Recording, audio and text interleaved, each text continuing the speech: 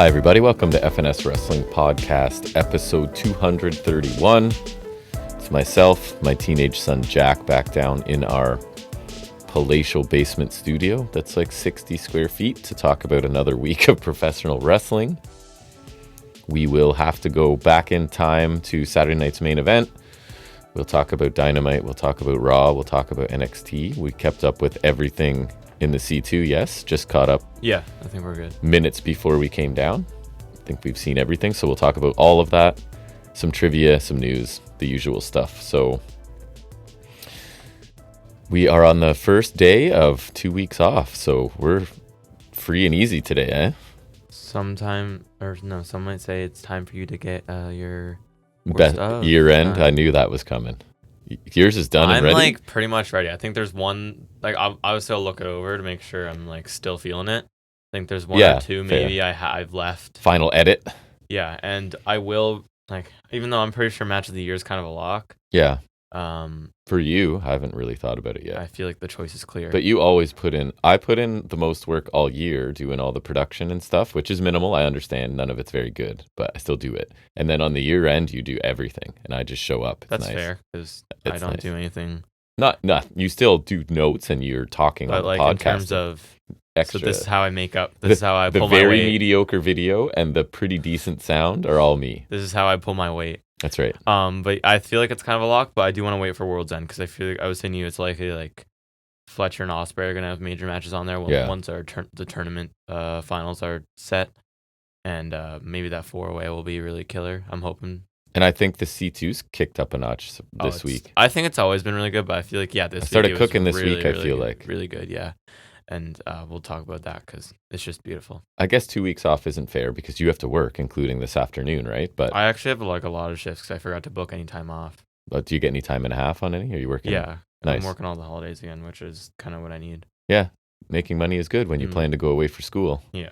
So yeah, that's what I don't know what I'll get up to. We don't have any major plans. We're hosting a Christmas dinner with some extended family, my parents, your mother's parents, your aunts, your uncles. Mm-hmm. On Christmas Day. That's a rare one for us. I'll probably get stuff to talk about. You'll probably get gifts to talk about? Yes, I would assume. I would assume so. On Christmas, you might only get someone gifts. knew. There is a precedent for that. If only someone actually knew the answer to that question. Nobody could know. It's unknowable. There's no way to know. Some things are unknowable. No. I don't know. Anything else you wanted to discuss that happened in the world that interests you? No. No?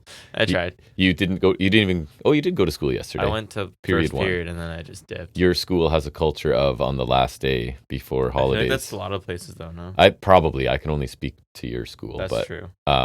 Yeah, I just dipped after first period, went for brunch with peeps and then started raging at Wii Sports. Oh yeah, you played a full afternoon of Wii Sports. I did beat your high score after many years of... You found your athletic specialty, eh? Wii basketball? I beat your score, but the max is 30 on that, right? So then I got 24, and yours is 23.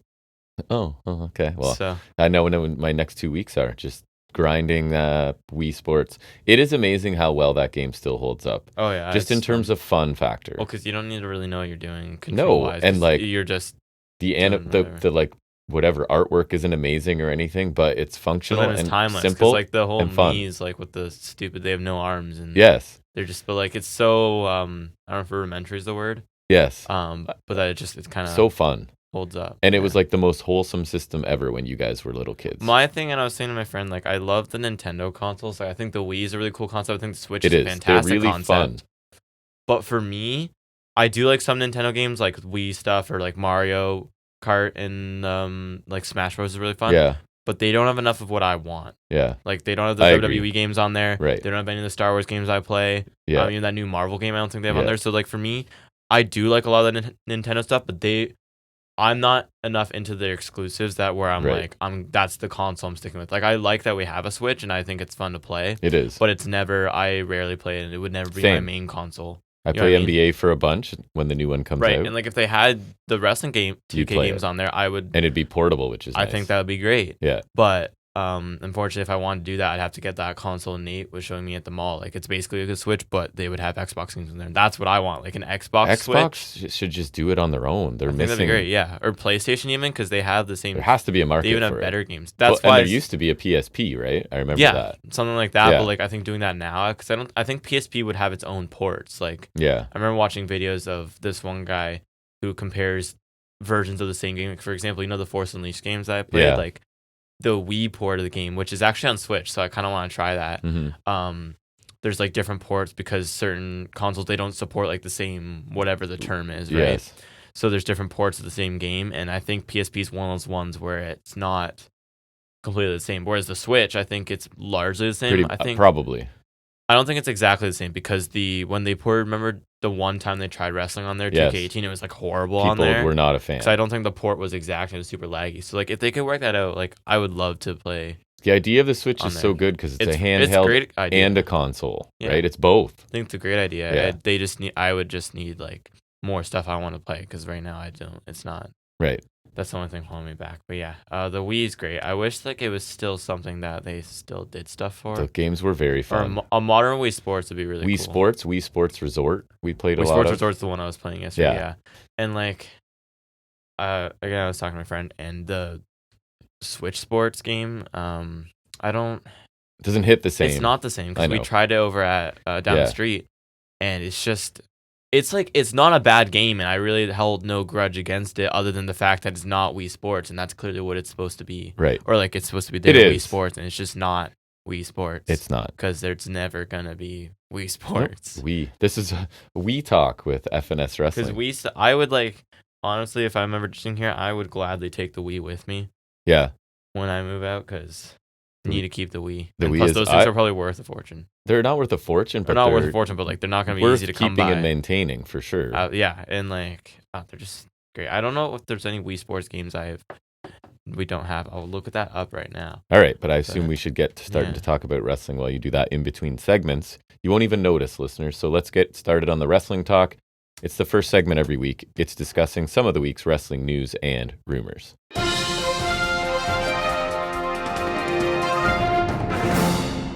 In our check of the ratings, we've got NXT averaging 708,000 viewers, up 4.2% from last week, and earned a 0.16 in the key demographic, down 5.9%, head-to-head with the finals of the NBA Cup, which sounds more important than it is. It's a new tournament they introduced last year in the middle of the season. It's dumb because it's like, don't you know that tournament means nothing? It doesn't mean nothing, but it doesn't mean a lot. And I'm a huge NBA fan. I watch a million random NBA games. I enjoy it. It just gives them something. I think it's one of those things like in 10, 15 years, it'll mean more. You know what I mean? Because it exists and there's a lineage. Like I guess it's not much different than the playoffs. But. It's just like you're the best team in like a not even mid-season tournament. I guess. But those games also count for regular season until the finals. So it's interesting. So there's this weird little state where the stats in that final game don't really count towards anything. It's not in their season averages or anything, so it's kind of weird. You could have the game of your life and it's like it's non-canon basically. That's kind of dumb, right? It's kind of funny. Sorry, and where was I? Dynamite 625,000, so that's good, up 5.2. I mean, relatively good, not good in long term. Feels better than it's been. Right, it's been under 600. I think. I'm happy with that. Earned a 0.19 in the key demographic, up 11.8%. If they could start around like 700K next year, I'd be happy with that. That's my kind of threshold for like you got good ratings. I don't know why. I'm not arbitrarily because I report them every week. It's just because it's kind of gone down, and so I hope they can kind of start going upsteady, and hopefully the thing with Max kind of helps. Yeah, there's gonna be a lot of back catalog. I was looking at the specifics, and I wasn't entirely sure. I'm trying to figure out if the whole. I think all the pay-per-views from this year will be on there. Yeah. Like, so I'm just trying to see, like, because if we can get the whole back catalog, then Max is suddenly worth getting. And we'll replace WWE Network because we don't need that anymore. So they went... Especially if it's on Netflix. Yes, that's what I mean. I mean... Really don't need it. Yeah. Dynamite went up against a football bowl game and the final finale of Survivor that we've totally lost track of. Yeah. After watching the first 40 episodes or 40 seasons or whatever I watched, I'm just stopped. I don't think we have the time anymore. I know. I don't. They just aren't. When it was new, it was like the thing. It was and then reality it was fun TV. Once we started watching it because then it's like now it's a family thing. And reality TV has evolved or reality devolved. TV's kind of fallen off. I think it benefited from like when it was new, and then also when the writer strike happened in like I think the late noughties. The late noughties. And then now it's like I don't know, and they're also always so long, so it's like I said, it's time consuming, and then you're when like just Nate's out all the time, and then the basketball. next one's on, and it's just we lose track. Yeah, I think we fell behind too many times as well. For sure.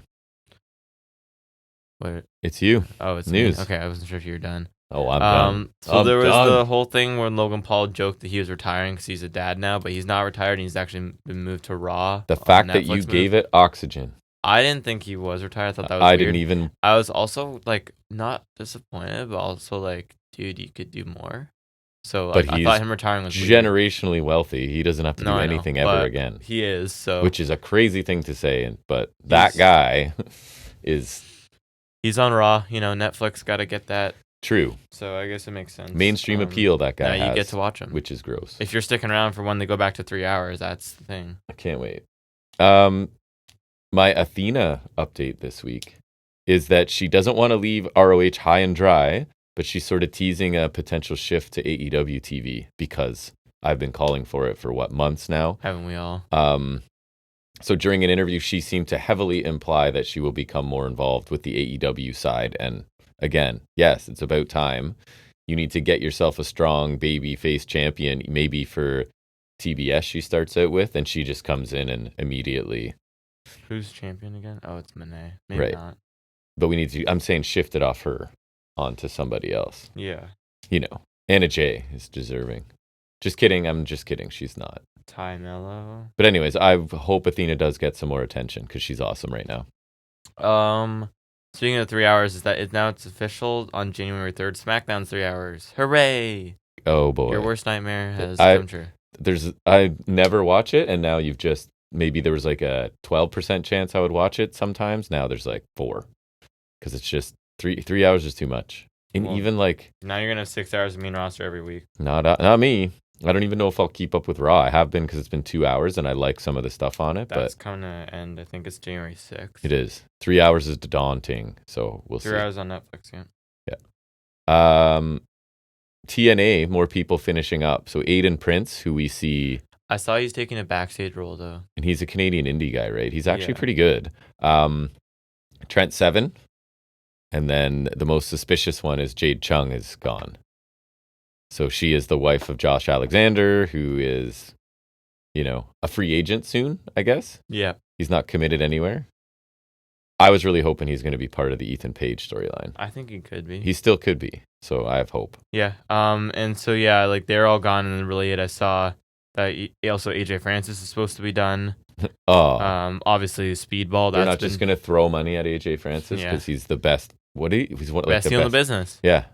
Self-proclaimed. Okay. Speedball's also said to be done. Right. Obviously, we're Jordan Grace as well. Yep. But apparently, and obviously Rhino, for some people, apparently, like a lot of talent have been approached regarding pay cuts. Uh-oh. That was among Rhino's reasons for leaving, apparently. Sounds like ECW territory. Or probably former TNA. But aren't they still run by Anthem? So that's kind of like... They are. I guess maybe Anthem's just looking to cut money anyways. That company should have died like 6 times in the last... So many times. 15, 20 years, when whatever. They got slaughtered on Mondays by Raw. When they had the whole GFW debacle. And I think it was like Dixie Carter's deep-pocketed family, right? Yeah. Like this company should have died like... Many times. So many times. Time ago. Yep. Sorry, is it me? Yes. So I think it was the guy that replaced Kevin Dunn, right? Lee Fitting. I've seen all this, yeah. And he's the guy that likes them walking in. I think that's one of his decisions is how, they're always shown entering the building now. That's his calling card. Show.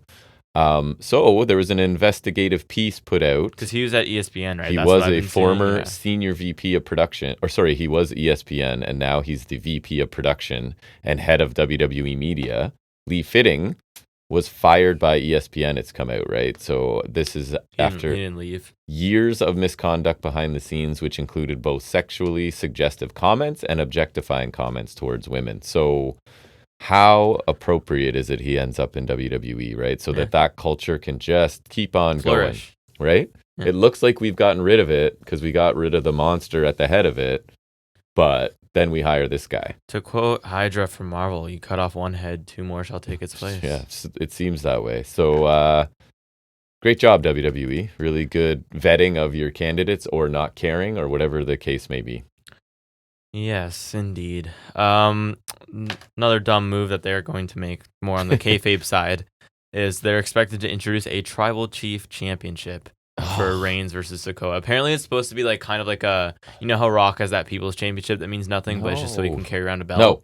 So this is going to be our thing, so that I'm going to assume Roman can walk around with a belt, even though he's not going to be the champion. You know what I mean? Was not the thing around the neck? That's what, yeah, the Ulafala. I thought that's the whole thing. Isn't that what it is? That's basically what, like, so they're going to, I think that makes way more sense, because isn't that more symbolic to their culture? Or will they, like, will that inspire the belt, and there'll be elements of that on the belt? Probably. I think that's so dumb.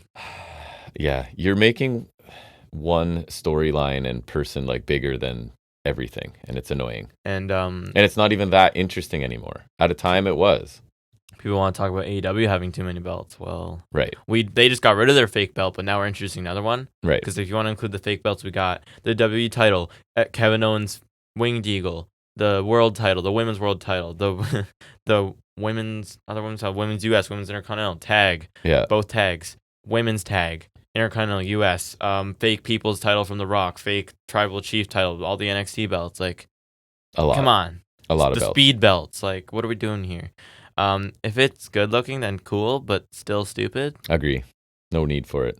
Only other thing I had was that NXT senior writer Jim Smallman has parted ways with WWE. I think family lives far away, going to stay with family sort of thing. The only reason I mention it is because this guy wrote 216 episodes of NXT UK, 150 episodes of Level Up, and worked on 190. How do you write episodes of Level Up? There's just like preliminary match. Yeah, and like some like interviews, I guess. And worked on 190 episodes of NXT, and I think his quote was countless promos he's written on NXT. So if he's been around that long and so involved, I'm just wondering if we'll sense any sort of difference in anything. You know what I mean? You mean you? I don't watch it. We're true. I'm not dumb. You were around for a bit of it this week. Yeah, that's true. I don't remember what I saw. That's all I have. Well, you'll remember when we get to it. Yeah. Maybe. I had two more. One was Commander won the ROH TV title at Final Battle, which was surprising to me. Took it off Brian Cage in a 6-way match elimination. I think it was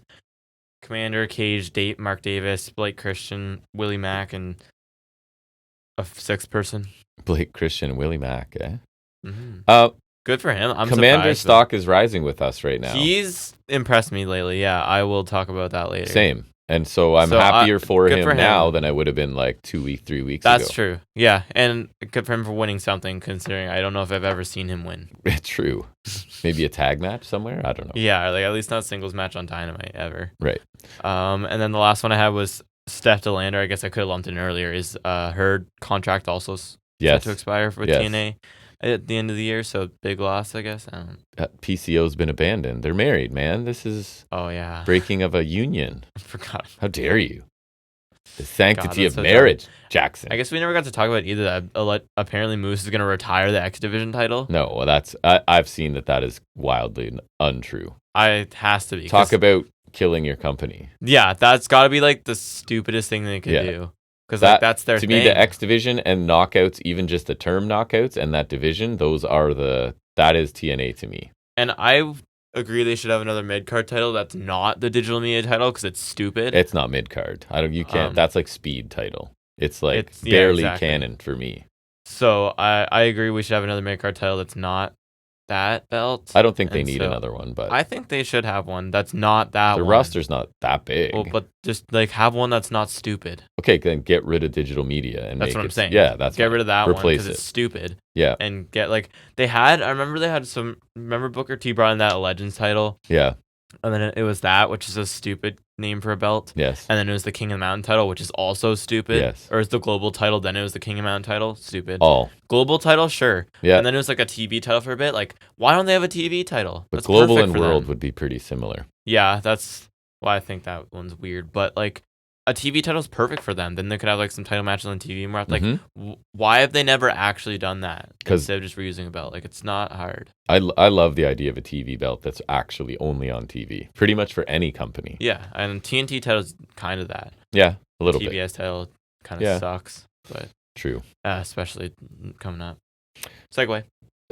So now we will go back in time a week and we will quickly talk about, I don't have detailed notes and nothing was that long. I have notes, but not like my usual. But we're going to quickly review, what was it called? Saturday night's main event. Oh, yeah.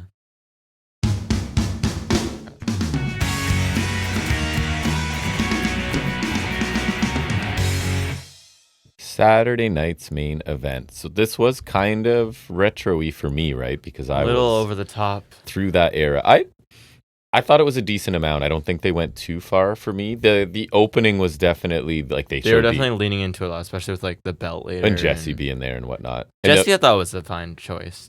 The opening was the original one, right? And then like a more modern version, I think. Yeah, of it shifted with modern stars. So yeah, this is my childhood wheelhouse because we didn't have cable, but our TV tower picked up NBC out of Rochester or Buffalo or both, I think. So that takes me back, right? Because that was the thing when I was a kid and nobody in my house or my life really watched wrestling except for me. Similar now, it's me and you basically. That's the only... although, Everett will talk wrestling a bit now, right? Yeah, he came in his ears one time. I actually saw him. I was That's what he was telling Fletcher, me. Yeah, because I was hanging out with him at that tournament yesterday. He was saying that. And of course, Jesse Ventura is back and he's with Tessitore talking before everything starts. They had a decent bit at the beginning. Like I didn't really care about it, but like it sounded good. And Tessitore is quality for sure. He fits what they're doing. Fit in really well. Yeah. So yeah, we listened to some of it, didn't make any notes on it, and then noted that he wasn't on commentary for the full show, which is probably a good thing. A small dose is fine, I thought. Yeah. The other thing that coming out of that is Pat McAfee is back, and neither of us are very happy about it.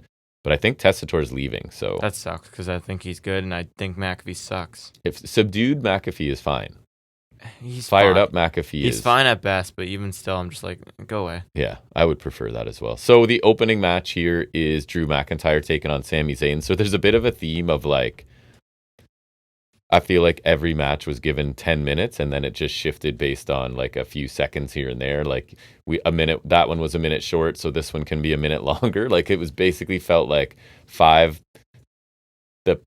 participants in 5 matches were told, hey, you got 10 minutes, like figure it out. Mm-hmm.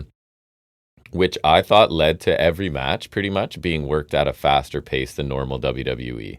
Even Meltzer commented that it felt like more AEW style. Oh, there's a dark match apparently. Machine Guns against A-Town Down Under. I did not know that. From this show? Yeah. Oh, yeah. Did not know that. So I thought the pace of the matches was, there's no time to like slowly get into it, right? When you're getting 10 minutes. See, yeah, that's my usual complaint about the Master Styles. There's too many slow things and too many pauses. But I thought sometimes this was like these didn't get enough time to breathe. There's not a lot of time for, like, I know it's not a PLE or pay-per-view, but it's not a show either. It's in some sort of area. It definitely felt like in TV between. matches, though. I thought it felt in between TV and pay-per-view. Just because TV length, yes, but not the work rate. Ugh, I hate to use that word. I feel like such a geek when I use words like that, but you know what I mean. So anyways, it is McIntyre and Sami Zayn. Like even this, Zayn starts out on fire, right? Mounted corner punches, Arabian press to the floor within the first couple minutes. So that's not normal WWE pacing. Yeah. Drew's on the floor, catches Sami coming over the top like he's just a wee child, because Drew is a massive human being. Drew then slings Sami across the announce table, heading into a commercial, and we don't have picture-in-picture. I don't know if anybody does, but we don't, so we don't get anything during that time. Drew's in control after the break. He hits a belly-to-belly overhead for 2. Which I'm proud of in my notes is BTBOH, and I never forget it. Because normally I'd look at that and be like, what? I just don't want to write that out every time. That's fair. Sami fights back, double axe handle, which I don't know if that was intentionally like a callback to old Saturday Night's Main Event, but that is a very old school move. Mm-hmm. Macho Man loved that move. Macho Man. Drew gets a boot up. And Shawn Michaels was a practitioner of that. He was. Sure. Drew gets a boot up on a Helluva attempt and hits a spinebuster for 2, immediately followed by a sit-out powerbomb for another 2. Desperation Sami sunset bomb for 2. Glasgow Kiss stops short for Sami. He counters the Claymore with a boot of his own. Blue Thunder bomb for, I think, the most believable near fall, probably. Drew escapes to the floor, lands a Claymore when Sami chases him back in, and it's just over, right? After 10 minutes. Yeah. So they hit their time spot on. I thought for a 10 minutes, really good back and forth. Yeah, I thought it was good. Finish was sudden. Kept it brief, yeah, but I don't mind that the Claymore, because it's one you can kind of bust out whenever you feel like it. And it was like Sammy had to start out on fire to catch huge Drew McIntyre off guard, and then Drew started to string together high impact stuff. It seems like Drew's now switching to the other Bloodline members, so that means he's a Bloodline hunter. Yeah, this is pretty short-lived, though, than this feud. Yeah. It's like, literally 2 weeks, which, I mean, guess makes sense if it was kind of brought out of Reed being injured, because otherwise I think the spot would have gone to Rollins and Reed. It sucks that Sammy's basically gatekeeper to the rest of the bloodline too for him. I don't know how you end up being gatekeeper to Jimmy Uso, but okay. Right. I thought very good for the time given, and again, you've got this story going as you're talking about with anyone associated with Roman Reigns. Drew is coming after you. Yeah. Basically. Do you want to do over under accurate? Did you pull that up?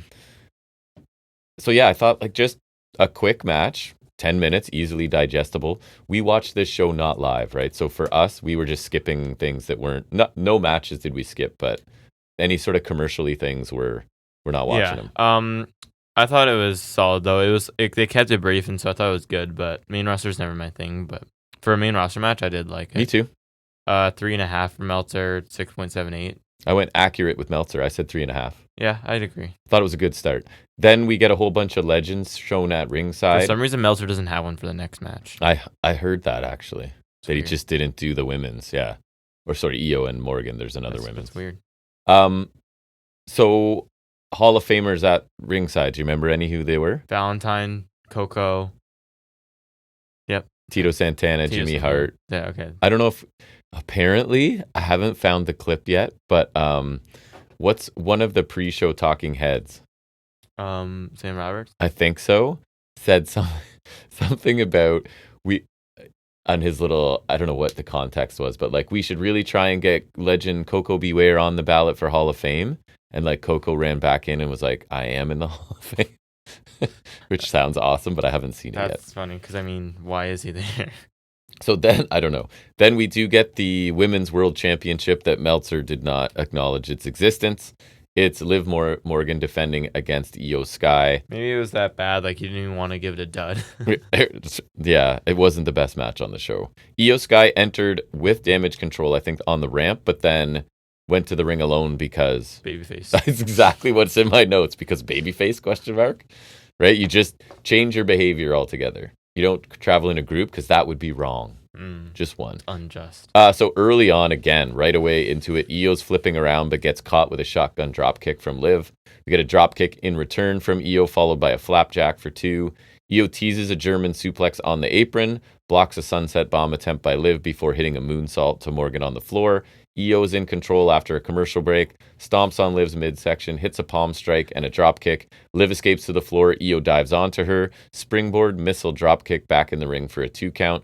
Bullet Train is countered into a backstabber and a code breaker by Liv for 2, which I thought was all right.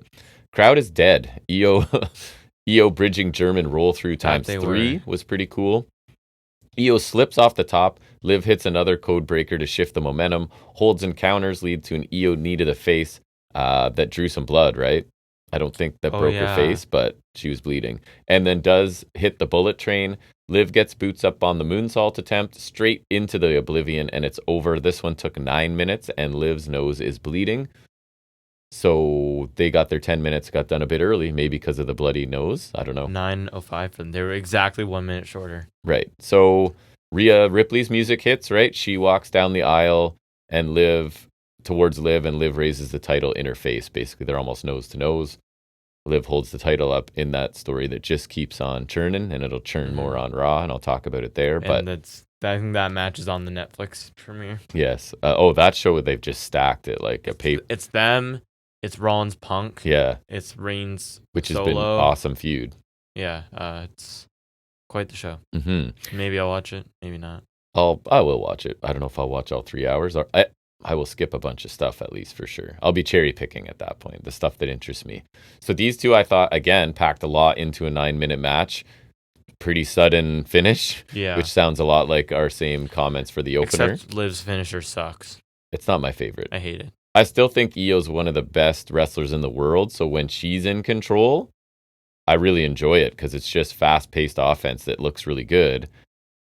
And these matches are supposed to feel important, I guess, but there isn't much time for any of them, it seems like. So, and Io wasn't a realistic contender here. No, unfortunately not. She never really had a major shot at winning. No, this was the most placeholder challenger ever. And Io's amazing, don't get me wrong, but like clearly the Ripley Liv thing is happening. Yeah. So I'm looking at the last Saturday night's main event card just because I was on Wikipedia for the time lengths of this one. Yeah. And the last one was an hour-long thing. The one was JBL Kane Legacy beating Cena, Batista, and Crime Time. Wow. Great Khali beating Jimmy Wang Yang in a minute and a half. And that main event was Edge and Jeff Hardy. Amazing. That's an interesting last one there. Your thoughts on this one and over/under accurate? It was fine. I don't remember paying attention to it a lot because I honestly didn't really care. Yeah, you were second screening it and I was focused. Majorly, yeah. It was fine. Like, I don't know. I don't think Liv's the best in ring, even though I think she's gotten better this year, just in general. At one point, she was in a storyline that I was finding really, really interesting. And when she was trying to manipulate Dom and steal everything from Rhea, she was awesome. And now it's kind of the momentum's gone. Io's great, but I think she needs a better dance partner than this. Possibly. And more time as well. It's just like, that's what I'm saying. Some of these just don't get enough time to like the 2 world title matches are under 15 minutes. That's a little, to me. Like, I understand having brief matches because it is still a TV broadcast. It's just for me having these major world title matches when one's a triple threat between 3 big major stars and then one's like Cody Rhodes and Kevin Owens. That's like a major thing for like that's a major match for their feud, and it got 12 minutes. So for me, that's a bit of an issue with this. Like, if they had made this 3 hours, I know Raw being 3 hours sucks, but that's every week. This is like a once every quarter of the year, I think it is. Yes, I think that's 3 hours, but it'd be like a 3 hour pay-per-view you don't have to pay for. So for me, I think these should be 3 hours, and then you can have some of these faster paced ones like this, but then I think like the world title matches should be, and this should be something I'm saying later, but like some of these matches deserve more time. I had heard some speculation, I don't remember if I mentioned it on here or not, that like the Drew Sammy thing might just be an angle and a non-match to free up time, right? Because they were kind of looking on paper like 5 matches in 2 hours. That's what I'm saying. With commercial breaks and everything else. That's one of my main complaints about the show, and I'll talk about it later. It's just I think it felt like they were in a rush. Yeah. Over/under accurate for that. Obviously nothing for Meltzer, but 5.53 for I went over. Cage match. I gave it 3 1/4. I thought it was pretty fun. Little sprint. It's never going to get... I'll give it 3 because I don't think it was great, and I honestly just didn't pay attention enough to really like it that much. True. Then we get a graphic showing the tale of the tape between Gunther, Damian Priest, and Balor. So I assume this was a retro moment too, although I don't remember it specifically, but I imagine... just to remind us that Balor is small. And it's something different they don't usually present, so I assume it was because it was That's true. So it's the World Heavyweight Championship. Gunther defending against Damian Priest and Finn Balor. Gee, I wonder how this one's going to end. I wonder who takes the pin in this one. Gunther. Finn has a sack on his head. Yeah, I don't know why that's his entrance mask thing now. Stop wearing bags on your head, dude. And I have a direct quote from you in here. Do you remember what you might have said that was quote worthy? Something like that. Right near the beginning? No? Not No. On a different topic. Oh. Quote, JD McDonough still catching strays. Yeah. I don't remember what Pat McAfee, dude, they can't stop talking about his giant head. Oh, right. They need to stop. Pat McAfee needs to stop. Yeah. It's not that bad, and it's also mean for no reason. Imagine if Miles Bourne gets to the main roster. They were already doing that. They've stopped. They have. But they already... they did it. He already didn't hear got anything. Straight, right? Like, it's just so dumb because, if they had never made a big head joke, honestly, I never would have thought anything of it, and I still don't really. He has a big head, but is it? But I don't think it's that bad, and honestly, I never really cared or noticed. He's not like a bobblehead or anything. He's not, and I think it's just so... It's small to like... It's such low-hanging fruit. Yes, it's so... And they're just picking it every single week. It's essentially what they did with the Shorty G character. Yes. It's just they're not making it his name. It's less overt than that, but it's still really bad. Yeah, like, it's so dumb. I hate it so much. Like, I am honestly surprised in like a joke about Balor wearing a bag on his head, like how big a bag JD McDonough would need. Like, it's just... He would have so to... dumb. For it to be Shorty G, he would have to embrace it and like change his name to like Bobblehead JD, and then it'd be the same thing. That's what I'm saying. Like, the insults are border on that, and it's just... We're missing the gimmick change. Speaking of gimmicks, what gimmick's back here that you love? What was? Oh yeah, the ref cam. Ref cam is back. I don't Did they even remember use it seeing though? shots I don't remember from just it using it. I just because think it's terrible. I just think it's the stupidest thing they've ever introduced. Is that because they did it on Saturday night's main event? That just hit me. Can you fact check that? Is that a retro thing too? No, no. Are you sure? Because they introduced it at SummerSlam, remember? So it's not just them doing like, is this their thing? I think they've strapped it to referees. I don't think so, but either way, it's just stupid. It looks so like I think they did. I don't remember footage from it, to be honest. Not here. I remember. I think they did it for. Wasn't it for Ripley and Morgan at SummerSlam? They showed it like twice for a nanosecond. I feel like at and SummerSlam they did it, and then I remember Rollins had it when he was refereeing Punk McIntyre. And it's awful. It looks so bad, and it's not even that. Not only does it look so bad, but it's like, why do you think I want to see that? Why would I want to, like, what purpose does that serve? Infinitely worse than any other camera angle that you're going to professionally provide me. Bad. Like, do you want, like, can I strap a camera to my head and, like, just like, hey guys, you want to see my computer screen at, like, we're half using the quality? a $70 webcam, and it looks better than the ref better. cam.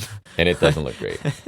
But anyway. The ref cam's so dumb. I hate it so much. All three fight until Balor sent out to the floor. Priest kicks Gunther to the floor, almost misses a flipping senton onto him heading into a break. Yeah, I saw someone say like they love Priest, but he needs to stop doing that. He does. Remember he got stuck in the ropes against McIntyre at Clash of the Castle? He went over and he got his foot stuck in the ropes. Lumbering is too strong, but he's not graceful. No. Right? It's not his forte for sure. Priest is controlling Balor in the ring after the break, but Gunther comes out of nowhere with boots for each of them. Priest hits a double clothesline, then lands strikes and kicks to everybody. Old school, but a crossbody by Damian Priest to Gunther. Is that something he's done before? I mean, people always call him Bisexual Undertaker, so. Don't do that. Then a jumping flatliner to Balor for 2. Balor sling blades for everyone. Balor gets sent to the floor. Gunther applies a sleeper to Priest, but Priest just fires up. South of Heaven to Gunther. Sudden attack from Balor to Priest. He sets up for the coup de grace, but gets crotched instead by Gunther. You ever notice how Google does not like the word crotched? Priest Razor's Edge to Gunther. Balor immediately follows up with a coup de grace, but Priest breaks up that pinfall. That was a kind of a nice little sequence. South of Heaven to Balor. Gunther drags Priest to the floor by the hair. Gunther powerbomb to Priest on the steps back in the ring. Gunther missile dropkick to Balor, followed by his signature powerbomb. Gunther retains. This one got an extra minute. They went 11. They did. They went over 11 minutes here. It was so good.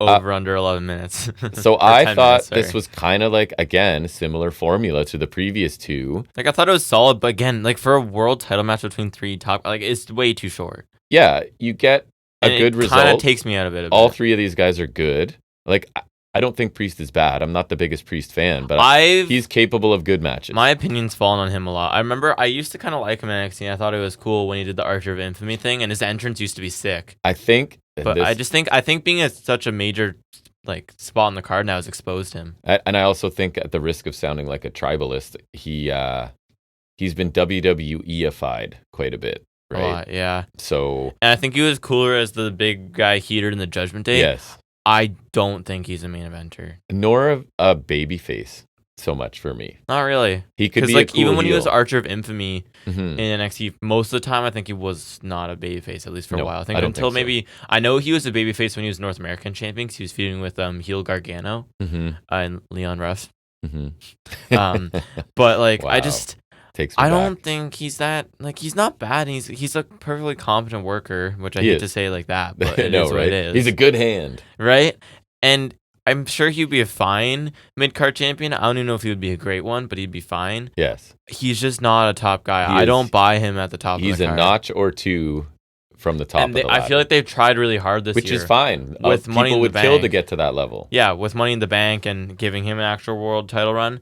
But I just don't think it's worth it. And for me, I don't like that they put all this effort into him, but then they screw Balor over. And Balor is a guy who I think I could be at the top. Balor's one great. Is tall and one is small. Balor, I think he's got promo work down way more than Priest does. I think there's been a lot of times, especially as a babyface, where Priest promos, I kind of struggle to get behind it. They're not my favorite. And Balor's Balor's great in the ring. Adequate. Balor's much better in the ring. I think if Balor, not only I think Judgment Day is fine, but if Balor could get his old theme back. Balor's heel NXT run. That's exactly what I'm saying. Give him his theme back. Give him his trunks back. Take him out of his stupid pants and shoes, okay? That I don't care at all. No, it looks stupid. No, I must care. You must care. Honestly, I think a lot of the time, like, Triple H would not be a big star if he was still wearing the long tights. Some people it just does not suit. I have no idea if that would matter to me or not. And like Fletcher, honestly, I hated it at first, but Fletcher, it might suit him as well. Yeah. But anyways, Balor would look better in the trunks. Give him one arm sleeve instead of two.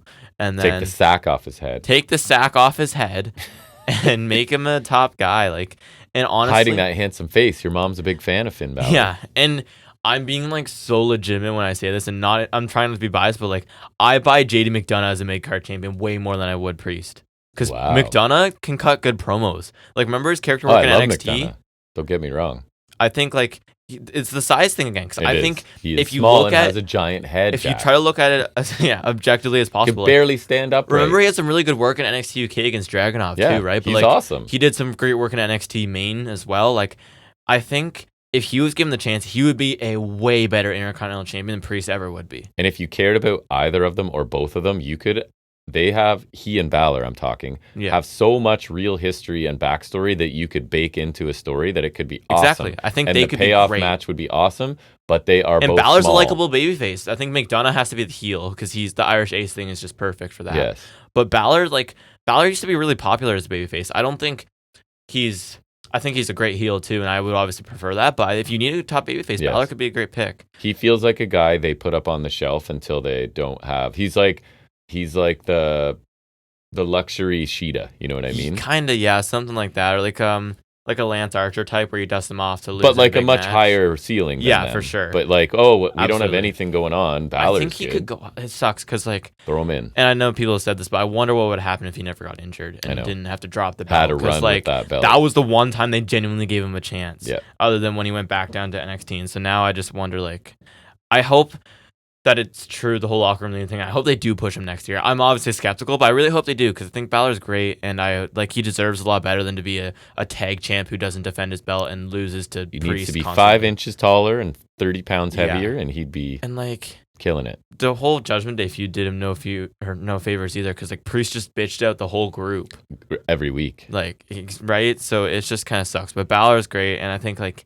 Priest is, I don't know how people generally feel about him, but I think he's kind of overrated. And maybe that's something maybe I'll put him in the category right now. Yeah, it fits. But like, I don't buy him for me. I think when he won the world title, we weren't really feeling it, but I was like, we'll give him a chance. And I think we're past that point now. Cool. He has a great He's got a good look, absolutely. And I think that's what's saving him for sure. Cool look, his gear's cool. But I think then the bell rings a little bit. No, that's too harsh. No, he's not. That's too bad. That's too much. But he's just not the most entertaining. And it's just something's missing. He needs to have a mouthpiece, but also like he needs a build and somebody really good to perform with. Yeah, right. Absolutely. So, anyways, back to this match. Yeah, I thought it was like 10 minutes again, packed with good action. Another sudden finish. We all knew Balor was losing and getting pinned here. Gunther looked strong, taking Priest out on the floor, I guess, before finishing off Balor. And what I did like here, I'll say, the story has been that Gunther's confidence has been slipping, right? So hopefully winning decisively against two strong performers, and he didn't show any signs of, I don't remember any signs of like doubting himself or anything during the match. So I'm hoping that we're restored to confident Gunther, and I think we have to be because that whole storyline was kind of stupid. I thought it was a good sprint of a triple threat. It was good. It's just these guys could have a really good match if you gave them more time, and so that's just it felt like a rush to me. Over under accurate. Meltzer did remember this one. That's good. It's a 4-star for him, which I think is a little high. Under 7.1 for cage match. Pretty much accurate. I went 3.5, which would translate to a 7. I'll be nice and I'll give him a 3.5. So there's really nothing wrong with it. No. It's just I think that it's just not what it should be. And you're operating at a ceiling for me. I don't know. Which that's my issue. It's just the ceiling. I can't. Ceiling is. I just don't like that. Yeah, right? it's okay. But like, if you take it as it is, there's really nothing wrong with it. This is like a better Battle of the Belts kind of thing. Yeah. Right. Like I think it's a little bit above that, but that's in the ballpark. That's fair. Then we get the Women's United States Championship Tournament Finals. The match I wanted to see the least, and it delivered on that for me, was my... That's fair. Honestly, I would kind of agree with that. Chelsea Green with Piper Niven in tow, taking on Michin. With no one in tow. She should have brought Luke Gallows with her. No one in tow, right. OC. Or Keith Lee. No, he's in AEW. I know, but what a surprise that would be. That's true. That's why he's not been around. Chelsea Green has her own face all over her gear, which I thought was funny. It was funny, but she did do the Zack Ryder half tights, which is always a bold move. Ren Sinclair. Yeah, I saw Kale Dixon of NXT Level Up fame is also running that on the house show. It worked for Sinclair. She's cool now, but she also ditched that. So. I know, but that's the evolution. You got to start at the bottom and evolve. Go to the you start at. So I was talking about Fletcher going from tights to trunks. This is like your halfway point. You need to go to this, and then you go to trunks. You commit to one later. Yeah. A slap gets Green. when you can't decide. A slap gets Green an early advantage. She sends Meechin to the floor, but Meechin hits her with a forearm and applies a submission in the ropes. Green distracts the ref, and Piper hits a boss man slam to Meechin on the floor. Rough Rider countered into a powerbomb after a commercial break. German suplex tornado DDT by Meechin for 2. Each dodge the other's finishers. Green hits a Rough Rider. Green dives. Meechin moves. Green hits Piper. Meechin somersaults onto both of them on the floor. Eat defeat finally successful to Piper Niven on the floor. Meechin gets caught by a kick on her way back into the ring. Meechin hits Eat defeat, but Green gets a foot on the ropes. Piper gets on the apron. Meechin drop kicks her off. That allows Green flip out of the corner into an unprettier. A different way to hit it. That was kind of a cool way to get into it, so I'll give her props for that. This one was quick one. They only got 8 minutes. They went under. Green retains. Or actually retains. Wins. And then I saw a couple days later she was posting she's the longest reigning. Yeah, I saw. I did find a funny news post from Cultaholic. It was like Chelsea Green's been champion for a record-setting 5 days. Right. That reminds me, because we were talking about Balor's Universal title run. I always giggled when Kevin Owens would talk about being the longest reigning Universal champion. It had been 2 weeks. That was really funny. So I thought obviously a bit shorter, and the first half This was the first match where I wouldn't say they worked quickly right away. The first few minutes, they were not working. This one could have been fast. on SmackDown easily. I think just for a tournament final, you did need to have the added stage, I guess. Final few minutes were better. I think it was fine, as we're prone to say on this show. We have another one of these at the end of January. Yeah. Which feels soon, but I guess because they just reintroduced it now, so I think next year they'll do one every quarter, which I think is how they used to operate. I feel like the Intercontinental Tournament will probably end on that one. Probably, because it's at the end of January. That makes sense. Right? Yep. Not a huge fan of either of these two, but this was solid. Chelsea Green has some solid character work. I remember there was the one promo that made me giggle, because it was with Meechin, and she's funny. She was she said Mimi, and she's like, "Can I call you Mimi?" And she's like, "No," and then she called her Mimi anyways. That made me giggle. She's one of those characters that she can have a long career in She'll WWE. definitely thrive here, and I think having this mid-card belt is great for someone like her, because I don't ever see her as a main champion. And that's kind of the way I was talking about Ren Sinclair, the way that she performed in the Iron Survivor is it's that whatever something that she can do almost comedy adjacent stuff. Yeah, for sure. And do it well. So that's that not everybody can do that, right? So that's a roster spot for many years if you can do that.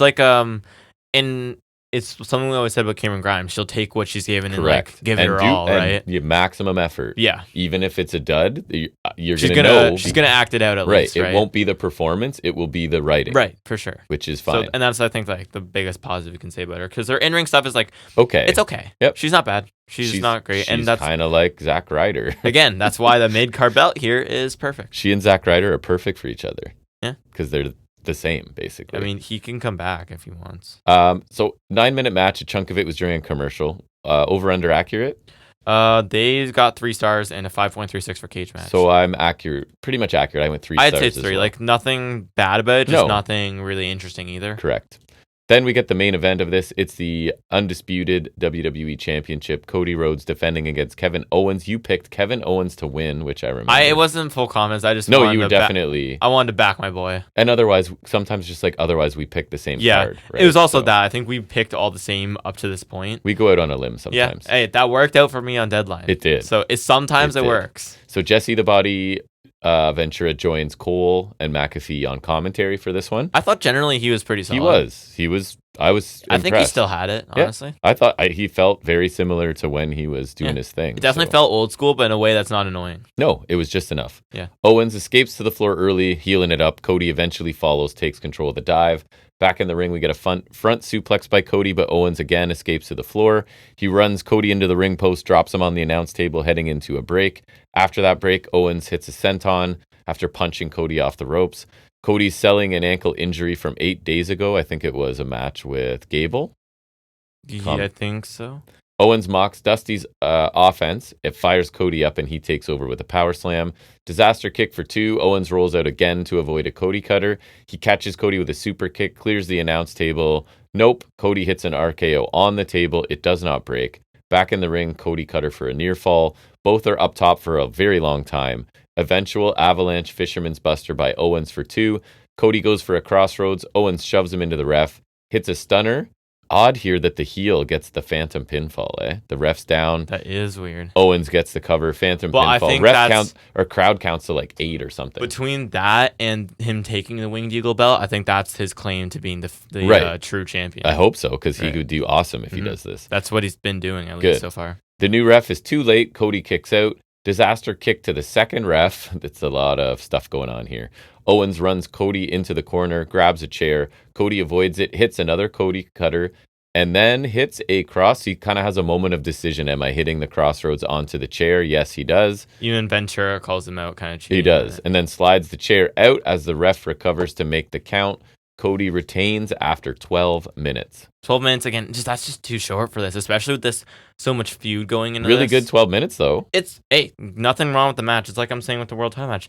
As it is, nothing wrong with it. It's just like my only knock against it is that it's like especially with the feud going into this, they really deserve more time. And that's what I'm saying. If we had another hour, we could stretch out the ones that deserve to be stretched out. Yeah. And kind of keep the other ones brief if we need Every to. match basically is missing that 3 or 4 minutes in the beginning where it's not so fast and things are being established. I think we should have had another hour to stretch out mainly the 2 world title matches. And honestly, I'd give some more time to McIntyre Zayn. Because I think half they could an have hour, really although I don't match. think they'd ever do a half hour. No, that's what I'm saying. Another hour, and then like you can kind of pad these matches out a bit. Yeah. I thought very good considering 12 minutes. Every other finish was really quick, and this one took all the moving parts, right? Basically, which I'm never a fan of, but it doesn't really matter. It makes Owens look strong. If it's in service of Owens, I think so, yeah. Then I'm okay with it. I think they'll do a unification match at some point, quote unquote. Hopefully Owens wins it. I don't know. That would be great. Owens needed to cheat. Entertaining sprint of a match. Crowd was really into it. Over under accurate? 4 stars from Meltzer and 6.49 for cage match. So I am in between, so under Meltzer. I went 3 3/4. I thought it was fun. I'll go 3.5. Best match on the show, I think. I think so. It was good. I was just thinking, what if we had Owens win the title at the Rumble? Mm-hmm. And which would be crazy, but hear me out. We could do that, and then I remember seeing a month or 2 ago the betting odds were for Cena to win the Rumble, which sounds gross, but wouldn't put it past him. It's his run is supposed to start, right? They have to be thinking that last world title to beat the record, right? Yes, I'm thinking that's the whole point. Like he could beat Owens, because remember Owens beat Cena in his debut. Yeah, on the main roster, so I could see Owens holding the title till Mania, maybe losing it to Cena. Like I think that'd be kind of cool for Owens just to go into Mania as a world champion, even if he loses. And heel promos on Cena would be awesome. So I'm saying, I think that's a long shot, but I could see that happening. Yep. Because I think part of his whole run will be like, that's why Miz turned heel, because he'll probably face Miz in his last year. I could see him facing Punk again. Maybe Punk will be heel by then. I could see that. Remember the Heyman owes him a favor, yes. So Punk turns heel, you run that back. You can maybe have Cena fight Roman. Like, point is, I think he's going to be facing a lot of people again, right? Like probably Orton for the millionth time. Yes. So I could see Owens being one of those guys for sure. And Owens, I think, is a underrated guy. I think he could easily be a main eventer if given the chance. Yep. And I think it's been like over 8 years since he was given the chance. Yes. So let's go. I think we should do that again. I think maybe we can use this fake title run he's on right now to kind of test the waters, because I think he definitely deserves it, but they need to see that. They do. So when the way we watch this show, we didn't watch it live. We skipped through meaningless commercials and ads, in-show ads and stuff. It's pretty easy to get through, I found. None of the matches were bad. None were amazing. One new champion, so there's something notable on the show. I think that's their goal, right? One notable thing at least. Which I think the Intercontinental Tournament will provide next time. Everything was pretty much what you'd expect. Math tells me it was a B-, almost C+. So I'll be nice and say B-. It was easily digestible, I would say. Yeah, I would agree with the B-. I think it was perfectly fine. Like, there's nothing wrong with it other than I'm just not a fan of the concept of just like these 2 short matches, because it's like I will need a little more to sink my teeth into. But nothing was bad, so it's like a perfectly serviceable couple hours. Perfectly cromulent. Yeah. There you go. All right, so we'll finish that, move on to the next thing, which is talking about an episode from AEW that was, a couple nights ago, and that is looking at AEW Dynamite.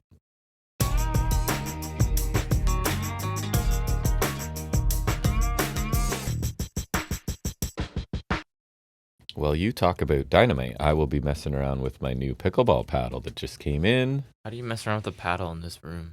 There's not a lot of room, that's for sure. I can pretty much reach out and touch every wall, but... So you just basically got an unboxing. I opened it like 5 seconds ago, folks. Here it is. Unbubbling? Unbagging. It was a bag within a bag, basically. That's my favorite thing to do to people at Christmas. I think I did it with Mom last year. In a larger bag. Was it Mom? I think we got her like some sort of pen or something, right? Or remember some. Sounds like something you would do for sure. Put in boxes. I just need to like the boxes. And now I want to play pickleball. See, I need to find a big box, and I will do that to someone.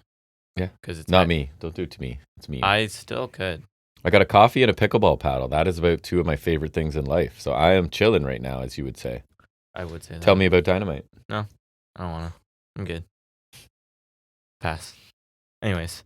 That would be the last show you would pass on. Anything else we talk about on this show, if you said pass, I would believe. Yeah, I said to you, one of my favorite things I've said recently was, if they retire the X Division title, I'm never watching TNA ever again. You did say that. But that wouldn't change your life? Really? I think it was something on NXT too, but I said if they do this, I'm never watching TNA ever again. Right. Unless I tell you to specifically watch something, or if it was like, what was the last thing? Bailey Alexander? No, probably the PCO wedding.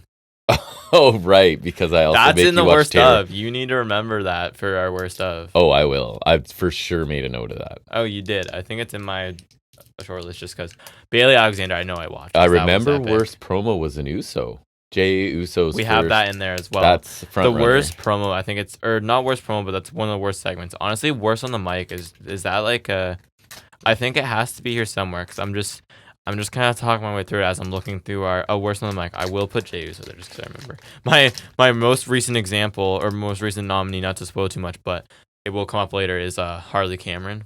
Yeah, she's your favorite. I hate her so much. You do. She's like, we were just talking about Chelsea Green and how much she tries with everything, but like she acts it out good. Harley Cameron also tries. She really gets full marks for effort. She's just really bad. She's not great. Like same effort, different quality. Yeah. Anyways, we kick off with a brief interview. Renee's talking to Orange Cassidy and Jay White, which is not a combination I ever thought I'd see. No. But they are in the main event tonight. White talks about his focus being the AEW World title and World's End, but first he has to make sure he gets there, so he has to rely on Orange Cassidy and Hangman tonight, whether he likes it or not. But he still says they don't need Hangman on this team. Hangman barges in yelling and saying tonight Moxley's his, and he left, and White's yelling at him something like, he's like, I'm glad you wear your black jacket, so we're all matching. Yes, something like that. It was pretty funny. I really like this. I thought White was great here. Just the way he speaks is so entertaining to me, and everything he said made sense. Like, I like that. Even though he doesn't want to be here, and I don't think any of them do, he was smart in acknowledging that he needs them here to get to the match. My first thing was I also really appreciated, here's why I'm teaming up with Orange Cassidy. Right. I like that he did some work to make this make sense. Correct. Yeah. And even still, he was still critical towards Hangman to keep that feud alive. So I thought he really balanced that really well. And my second point was, but he still holds a grudge against Paige as he should. And I thought their banter was really amusing. And Cassie didn't speak, which is fine. So copy and paste your comments. My only nitpick or whatever is, or maybe it's just me, why does it feel like even though he's lost twice in a row to Jay White, that Paige is still like the headliner? Because he's just so good. I know. But it's unfortunate because we love Jay White too. I think Jay White's stock has gone up from that, and I just think Hangman's that good. I know. You're right. Hangman's just that guy. And we say that as especially you who love Jay White. Yeah, I love Jay White. Like, White is awesome, but Paige is just... It's just because Hangman's just also, for me, he's also just been at the top for a while here. Yes. Like, he's been champion. He was already in a world title program this year. Like, he's just constantly at the top. White, they haven't always kept him there. And while I like some of his work this year with Bang Bang Gang, that's not at the top, And if they're smart, they recognize this and they work this into the story, and White can talk about it. Which is also why I think it's cool that he keeps beating Hangman. Right. Because that kind of gives him claim to be up here. Correct. But I really enjoyed this. Yeah, I thought it was nice a good little bit to start segment. us off. Sure. Then we get Darby Ospreay segment quick. Darby says it's showtime, and you may think I'm summarizing, but that's what he said. Yep. And my note is okay. Ospreay said we're in for a treat tonight, as him and Darby's a dream match. He says he's grateful for Darby's save last week, but tonight he'll show Darby why he's on another level. Briefly, it's worth noting they had a great interaction that was after Dynamite last week, shown on Collision. Ospreay really thanked good Darby. Episode of Collision. We watched most of it. Ospreay thanked Darby for saving him from the Claudio Claudio attack last week. Darby called him out for not helping against the Death Riders, which is something you've said as well. But Ospreay saved it, I think. He went on a whole speech saying how he took 2 major pay-per-view losses back to back, and that doesn't really happen to him. He needs the momentum back, which usually sounds stupid, but here it just made sense to me. And it also made his 2 losses not for nothing. Yeah, right? Like it's instead of now effective. Ospreay lost 2, like that's why he now needs to be hyper-focused on himself. And so he was talking about needing to win the C2. And he said he'd be more than willing to help after he does what he needs to do, which I like that as well, keeping that door open. And so I think it did really well to fill in why Ospreay hasn't been part of the story yet, and to also sell everything that's happened to him recently. So I really, really enjoyed that. Yep. But this was solid. Darby said 1 line, so that felt useless, but Ospreay was good, and it hypes up the match, so I can't complain too much. I liked it too. MJF is walking down the hall, and I only noted this because Excalibur said, quote, "I would call MJF a skunk, but that would be an insult to skunks." Yes. Yes. Some of their comments towards MJF are my favorite lines from commentary. That or when Don Callis is present as well is usually pretty enjoyable. For sure. Then we get our opener horse, which is a questionable choice. Mercedes Moné versus Anna Jay for the TBS title. Moné has some horrible ring gear. Speaking of Collision, we just watched a match on there with Jamie Hayter and Willow that I thought was really good. League's better than this, at least. And I'm not even saying this was bad, but it felt like an important match. And this was a title match, and it didn't feel important. That one's in a semifinal. True, I guess. Her ring gear was bad. She had like the furry boots a la Melina. Yep, very much Eminem. But like in this ugly colored almost bodysuit, but not quite. It was bad. Yeah, you were not a fan My of her first outfit. 2 notes are not in-ring related at all. It's that, and then I said, I don't care how much commentary tried to tell me, I will not be gaslit into thinking Anna Jay is good or has gotten better. I think I have a line somewhere similar to that somewhere. Okay. Try as they might to tell us how good Jay is, I just don't see it and can't understand why she gets so many opportunities to be on TV while other more talented women go months without being seen on Dynamite. Dave. It's not like Garcia where like they were trying with him, they were putting him over way too much, but at least I know he's a good wrestler. He is.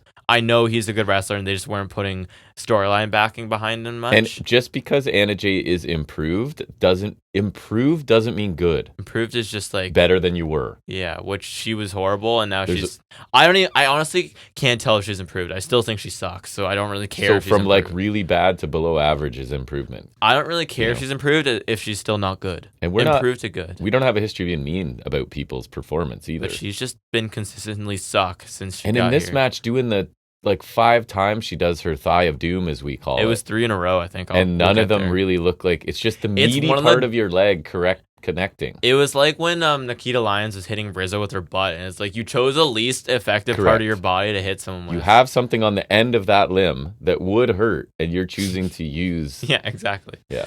Moné hits the 3 amigos. Commentary claimed Moné went for a frog splash when she missed, but it's one of those times where she jumped and it felt like she was never gonna hit anything. Yes. And her foot also clipped Jay rolling out of the way. So sometimes, was this one of the ones, sometimes the frog part isn't evident either. It wasn't. Yeah. Straight jacket backstabber from Moné for 2, which I thought actually looked really cool. That would be a cool finisher, kind of. I think because Carlito uses a backstabber, so like a straight jacket one would be kind of cool. Yeah. Or like a signature move at least. I think she should incorporate that more, either way. Moné hits a middle rope Meteora, take a drink, to a seated Jay for 2. Blockbuster from Jay for 2. Thigh Doom trifecta in the corner. To not only hit that move, but triple down on that is crazy to me. Like if I'm Moné in kayfabe, I'm like, oh, thank goodness she's choosing to do this with the momentum she has. But then it's like... But it's supposed to be your like signature. If I'm Moné in real life, I'm like, oh, this makes me look dumb. And I love Jada Parker, but and sometimes the hypnotic does look good. But it's still a lot of the time, dumb. Again, it's not super impactful. Yeah. I think it's a good move to have for her when she hits it good, but it's never going to be a finisher for me. To choose that using your butt as opposed to doing the exact same thing and hitting a knee? Yeah. Like, why would you make that choice? Like one of the boniest parts of your body. Like or shin or foot or anything. Not butt. Yeah.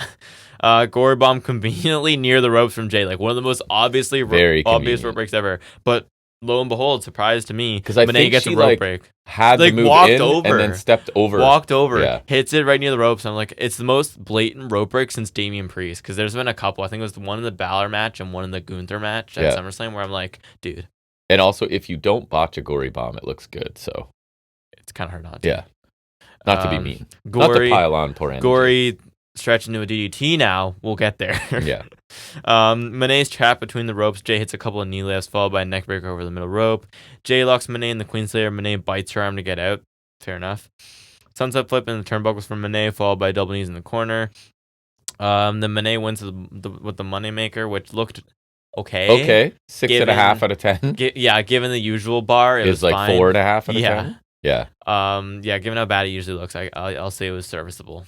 So totally fine match. I don't think it was fine at best. Ever going to be more than that. And again, my thoughts on Jay I already read to you. I guess it's impressive that Moné's undefeated because they keep telling us that. Not when they feed her like her or Emi Sakura. Like, who's been a believable opponent? Statlander, maybe. Right. Then that match was Statlander, really cool. And then Britt Baker at All In, I guess. Which I forgot that match happened. It was good, but I forgot about it. So, I don't know. A fine match, I guess. Yeah. It was fine and about as good as I would expect. Just wasn't interesting at all. Jay's not entertaining and she's not very talented. She's not good at wrestling and she hasn't improved as much as people in commentary say she is.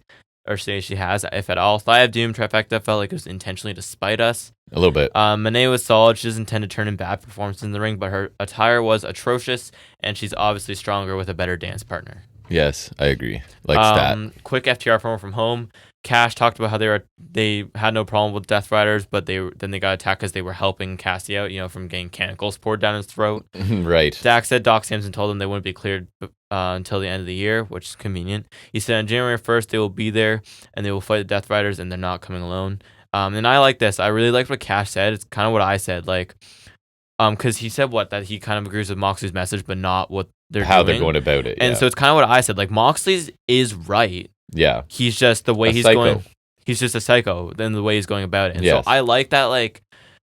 Staunchly AEW guys like these guys are saying that. We're like, Moxley's right that people need to step up and start taking charge and being more proactive instead of just sitting around.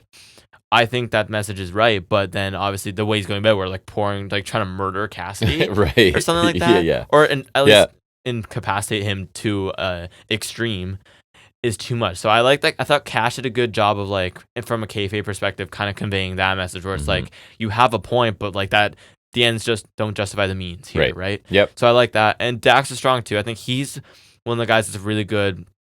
He does a really good promo, kind of like Darby does for AEW, where it's how important wrestling is to him. So he always sells that really well. He does. The fight like an 8-year-old girl promo is awesome. Legendary one, obviously. Yep. And like I said the other week, I would love to see them versus Death Riders in any combination. So I'm glad they're setting it up in advance. Me too. So I'm looking forward to the match. I love FTR. My only problem is I feel a little disconnected from them just because they don't feel like part of Dynamite, right? That I agree. It almost feels like they're an indie team that's coming in for a couple things here. I agree. I feel like if they're going to have things on Collision, they need to do a better job of mixing it. I know this happened on Collision, but maybe they could have highlighted it real quick. Yeah. You know what I mean? And who's their mystery partner?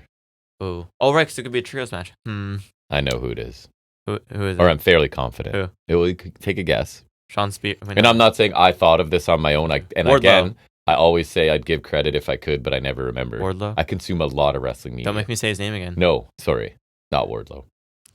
But not a new person, a returning person. Who? Tully Blanchard. No, but veteran. Ric Flair. Too old. You've gone too far. But Jeff Jarrett. Not young. Jarrett? Who's been out for a while with an injury?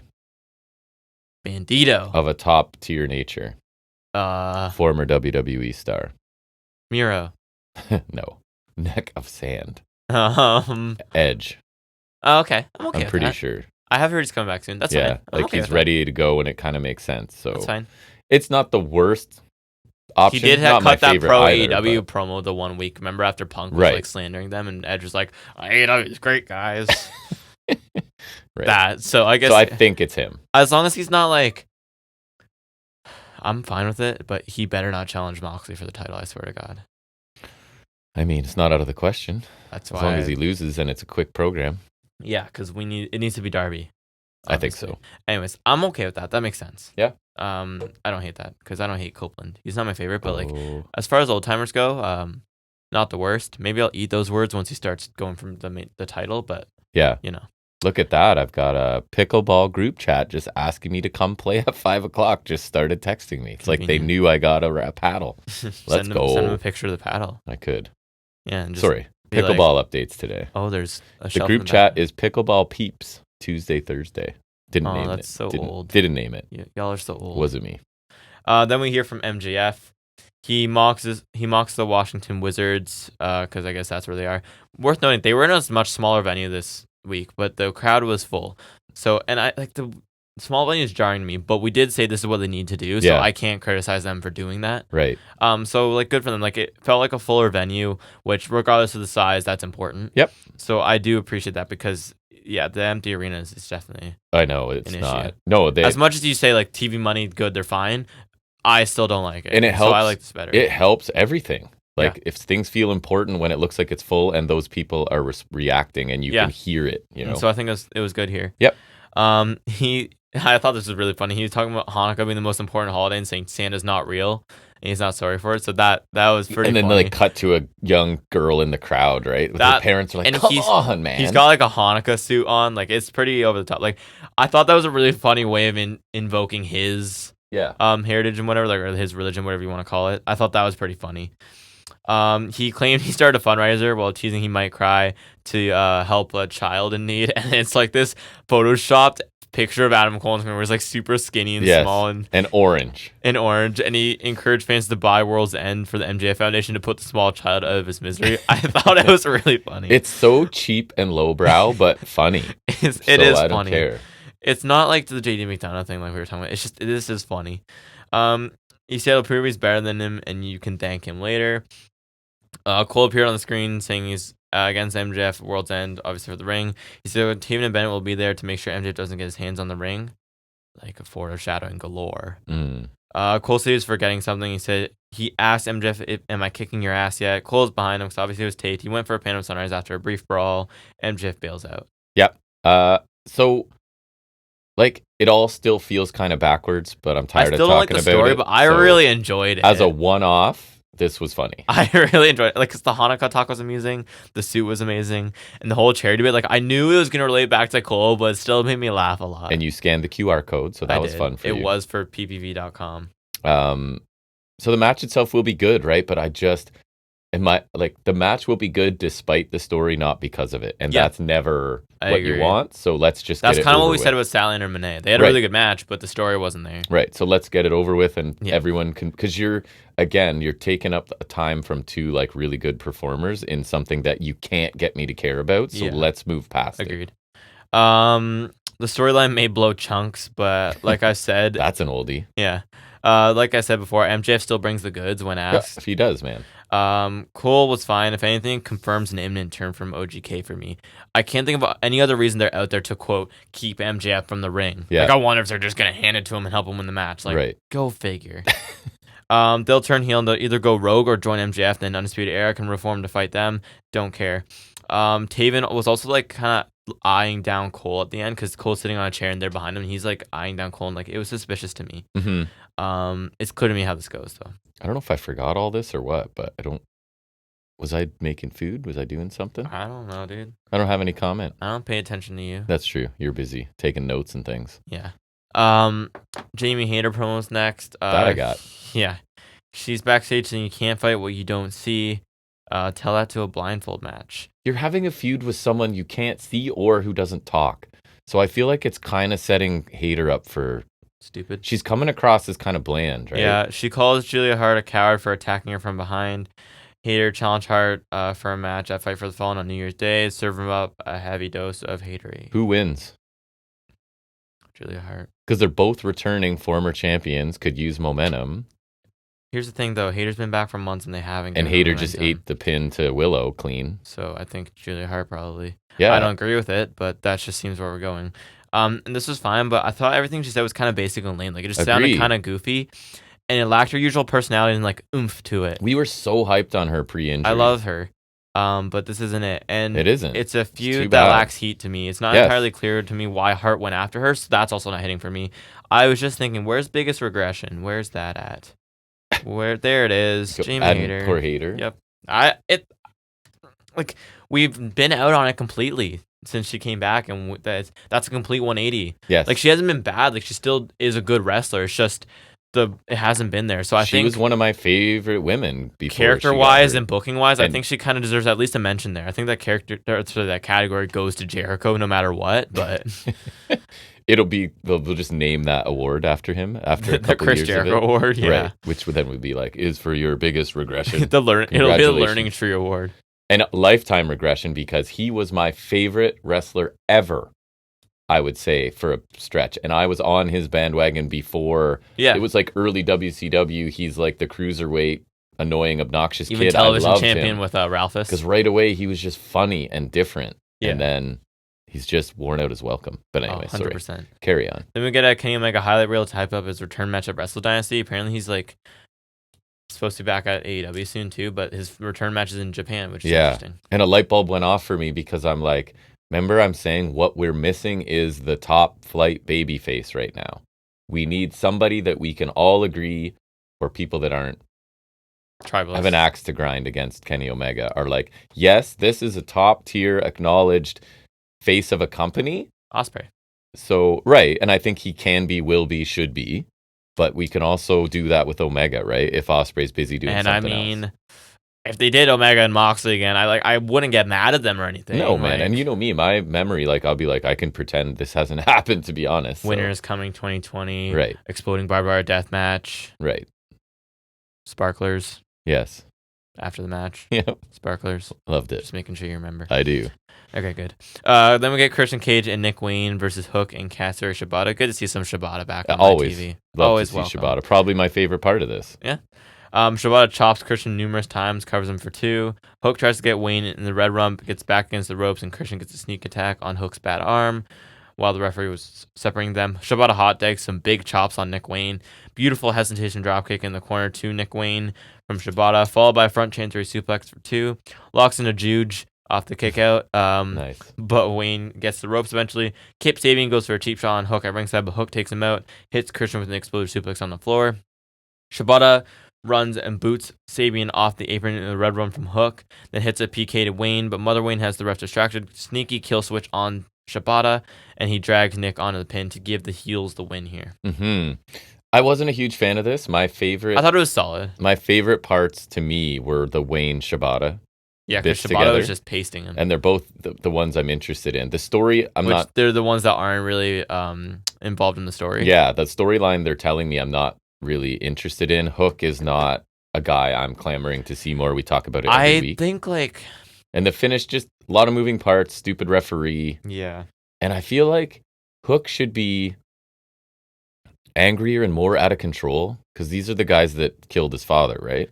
Yeah, the Joe match and that little mini feud did so much to make Hook look like $1 million, and then he feuded with Jericho for the rest of the year. Right. So now I don't give a shit. Right.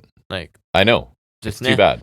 So I was just like, oh man, the couple minutes that Shibata Wayne got, that's really fun, and then the rest was there. It was solid. Nick existed. Was solid, and I enjoyed him and Shibata the most for sure. Yeah. Feels like it's been a minute since we've seen him, so I'm always happy to see Shibata. He's such a plain dude, but I just love him in the ring so much. Like Wayne's put on a bit of weight too, which is inevitable when you're that young. He's just going to start to fill out. He's going to kind of need to as well. Kind of like Fletcher. Fletcher used to look a lot more like him. Yes. Rest of the action was solid, if not unspectacular. Finish was fine, but Sabian kind of got chumped out a couple times for no reason. Yep. Hopefully this feud is a one done when we get to the match. I just don't care. Jericho New York highlight reel. I just wrote don't care. Production wise, cool. Very cool. It's just I just don't want. My exact words are very cool video package for sure. Just too bad he's the subject. Yeah. Then we get a Bandito highlight reel. It's just commentary soundbites and some in-ring highlights. Not as cool as his stylized vignettes from the last 2 weeks, but switching to a standard high package like this makes me think we're closer to his return, which I'm excited for. Pretty much another copy and paste. So the first 2 showed us he's back. Now we get a reminder of how awesome he is with the commentary putting him over. So I'm a little worried he got concussed at Final Battle though when he dropkicked Jericho. I didn't see it, but you were telling me. It looked like he whacked his head off the mat. I'm getting excited for if they actually want to put something behind this guy. Yeah. I just saw some clips of him. It was him, Ray Horace, and Flamita, I think, from ROH in 2021. Yeah. It was the 19th anniversary. Some of the spots from that are crazy. Oh, yeah. I was watching and reviewing Solo Missions. Don't go find them. They weren't probably the best. It was me early podcasting by myself. But yeah, they had some who was the one guy that was very much added a lot of weight and muscle? Oh, Flamita was. And he went Flamita Dark. Yeah, he was, they had some really cool matches. Yeah. How about we put like Bandito, Mortos, Luchasaurus, all the silent ones in a faction with some mouthpiece. Yeah, that would be cool, actually. Just silent killers. Or have Roosh speak for them as like someone who's like them. Yeah. Because that's and you could easily build to like feeling sympathy for some of them, because Roosh would be great at being just a dick of a leader, right? Yeah, absolutely. Then we get the worst shop AEW ad ever. That's all I wrote. It was Harley Cameron like singing the 12 Days of Christmas or whatever. Oh, right. And we skipped it, I think. We watched it. Did we? We watched some of it at least. It was horrible. I remember watching it and I hated it. Yeah, you did. Because she's horrible and I hate watching her on TV every time. It's always really bad. She's not great. Then we get Mariah May backstage, much better. She said she spent her career looking out for her, and she's eclipsed everybody here.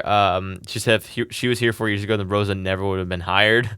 May told Rosa to bring her father to the match, wondering if being a failure runs in the family. So she said she won't bring her father to World's End, so he doesn't see what she's going to do.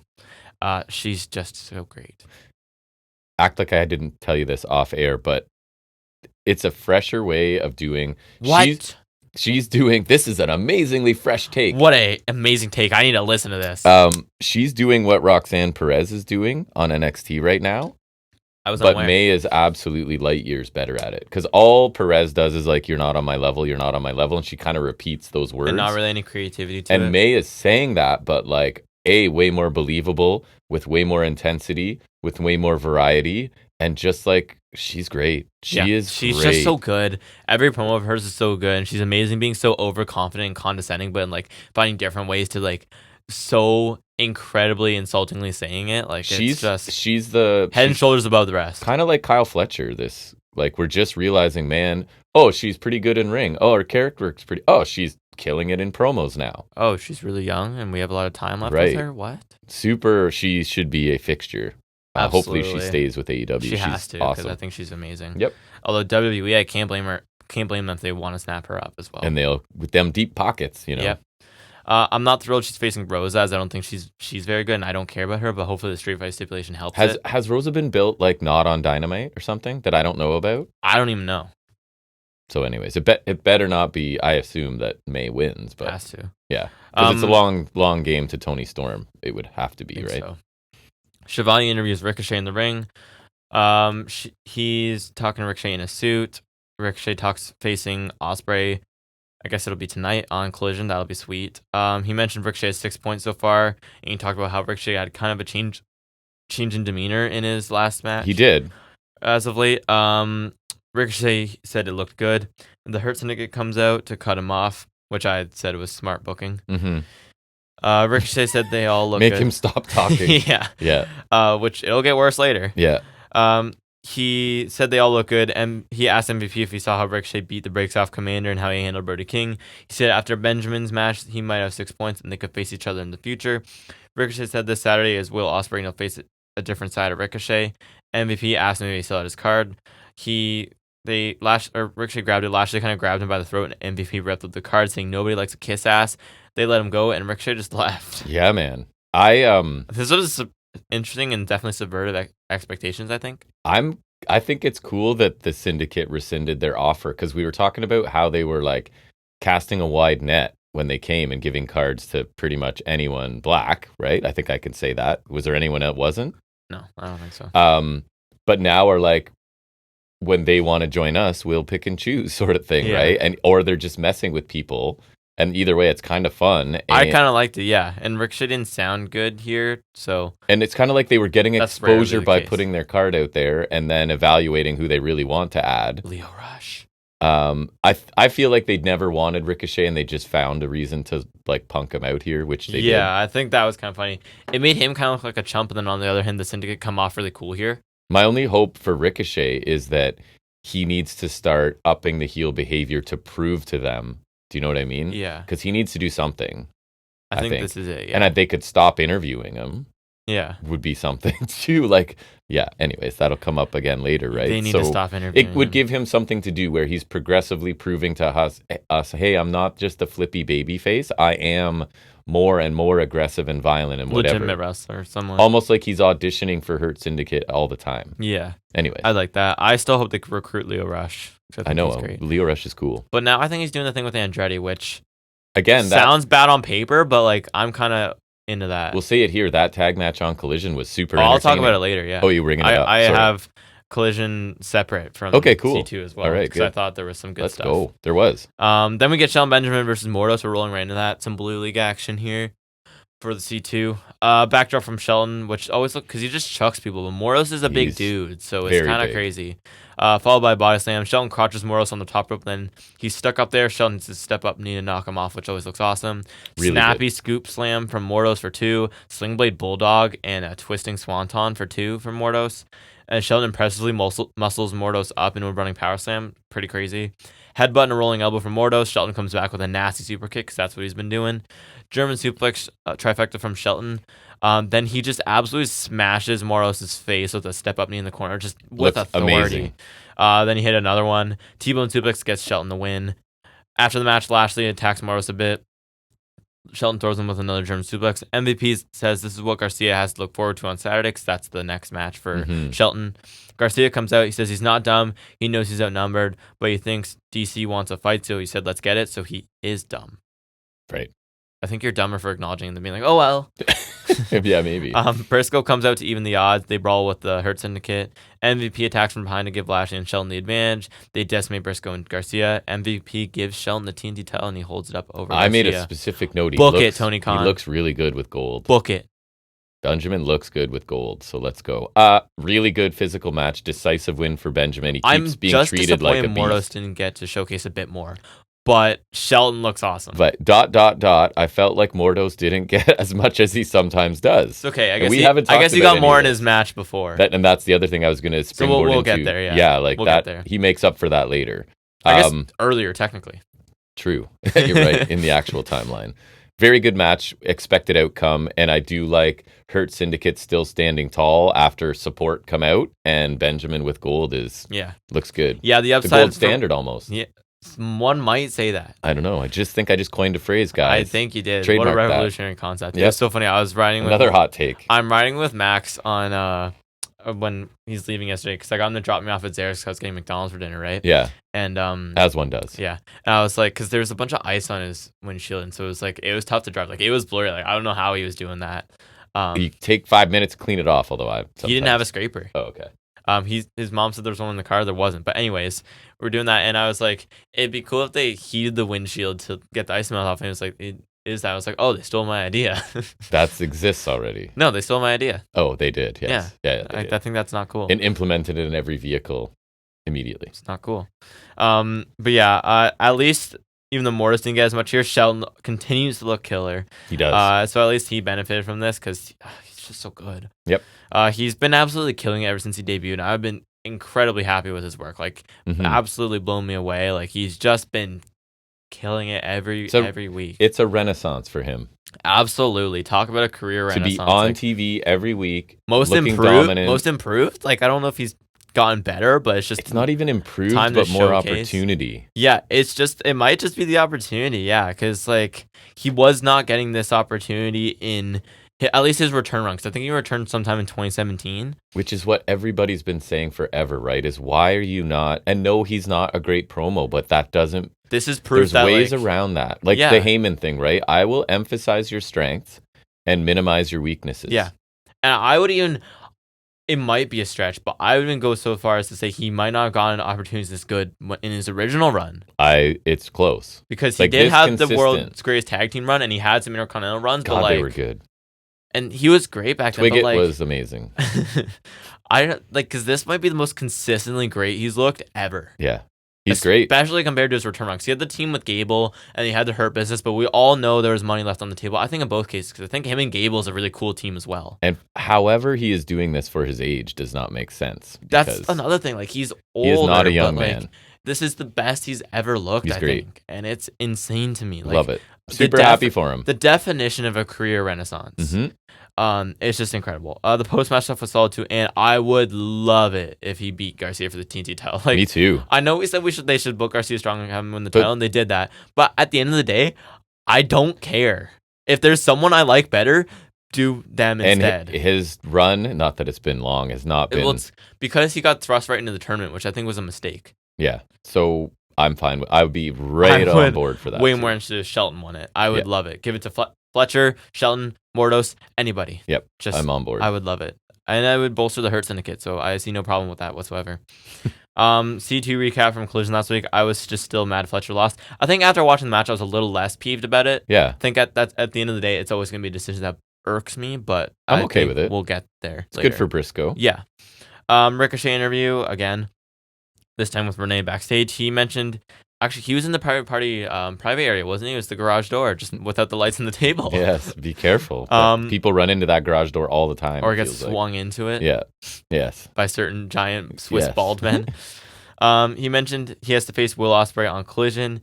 He said he came to AEW to show he can beat Will, his own son, legally speaking. Mm-hmm. That's why he will have eyes on the next match, because I think he said, which kind of interestingly, Ospreay and Darby are the two people he has left to beat. So I think that's kind of interesting. Yep. Swerve comes in saying with Nana. The fans were chanting Swerve's house, like loudly so too. It was almost like very much segment. It was cool how it was coming in from outside into the hallway. Swerve called Ricochet by his real name, Trevor, which I thought was interesting. Saying he's known him for 14 years. He said Ricochet's a follower, which I know. I'd love Swerve here. Swerve said that won't work in AEW, and Ricochet kind of took a shot at him because Swerve was in the C2 last year and he didn't win. So Ricochet said he will. I just said Ospreay Ricochet creation meets the creator. Yes, exactly. I find it interesting that AEW keeps giving Ricochet so many opportunities to speak.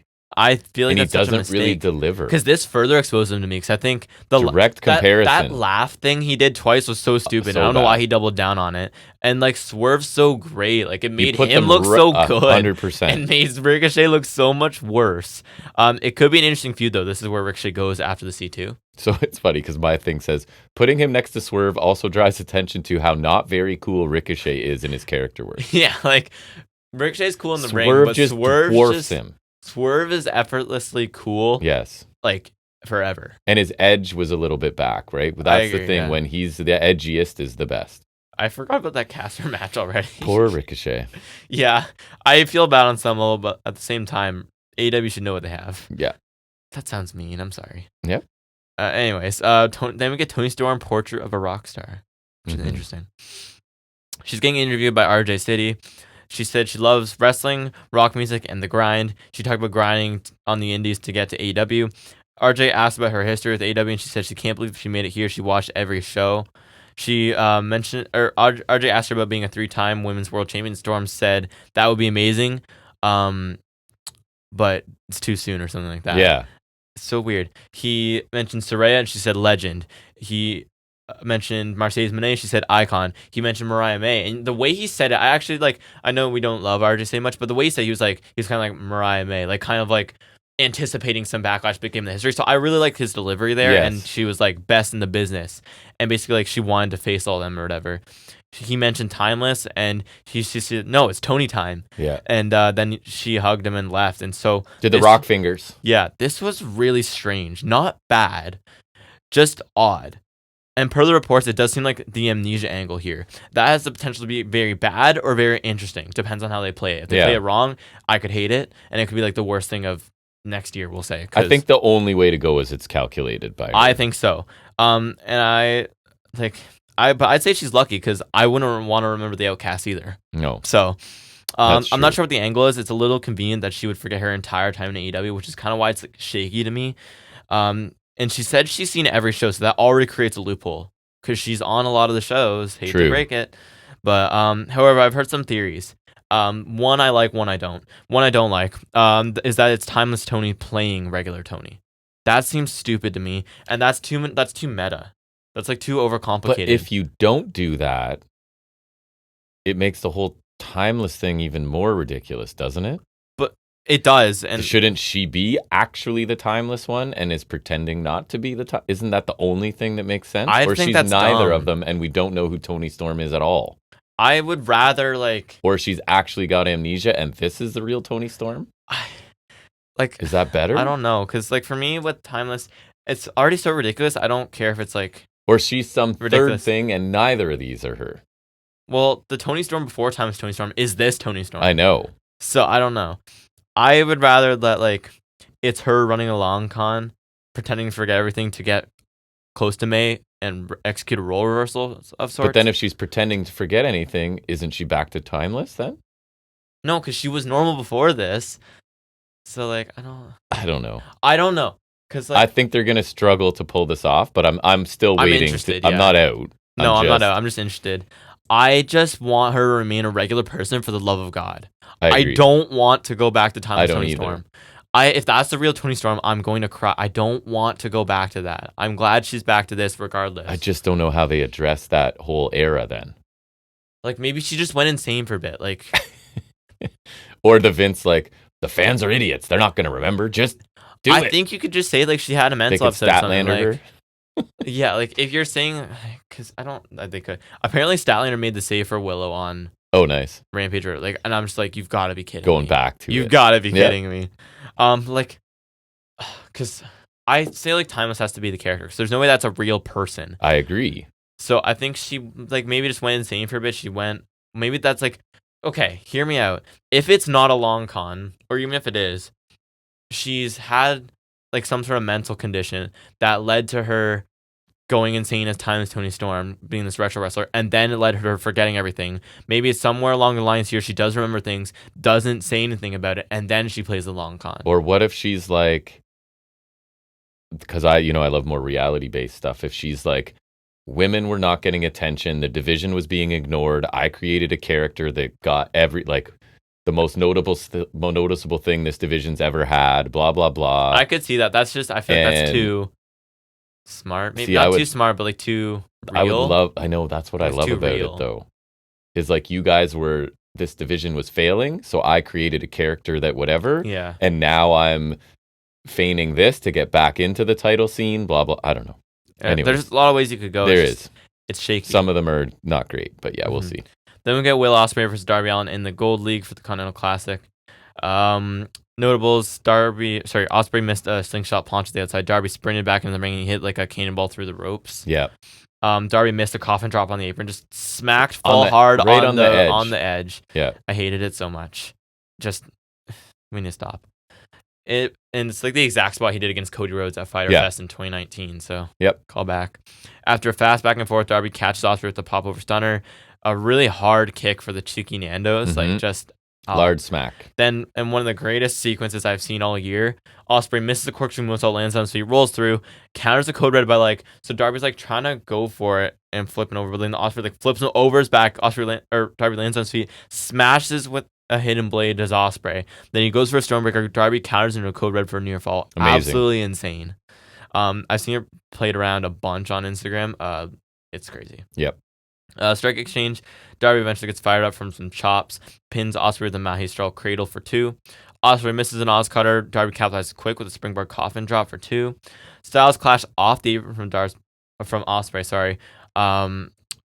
Pretty crazy. You killed Darby chances. I thought was funny. Yeah. Darby beats the count back in. Oz Cutter gets nailed for a near fall. Darby counters Stormbreaker into a Scorpion Death Drop, followed by 2 Coffin Drops, one to the back, one to the chest.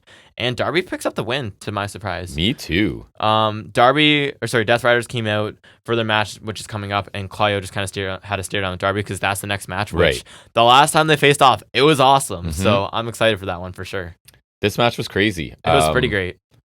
Darby got to do a lot more than just take offense here, right? So he looked amazing doing it. It was a lot more competitive than I thought it would be, and that's kind of cool. The combined quickness, crispness of these two was like off the charts. Multiple like super complex sequences, perfectly executed at crazy high speeds that only a few people can do, I would say, right?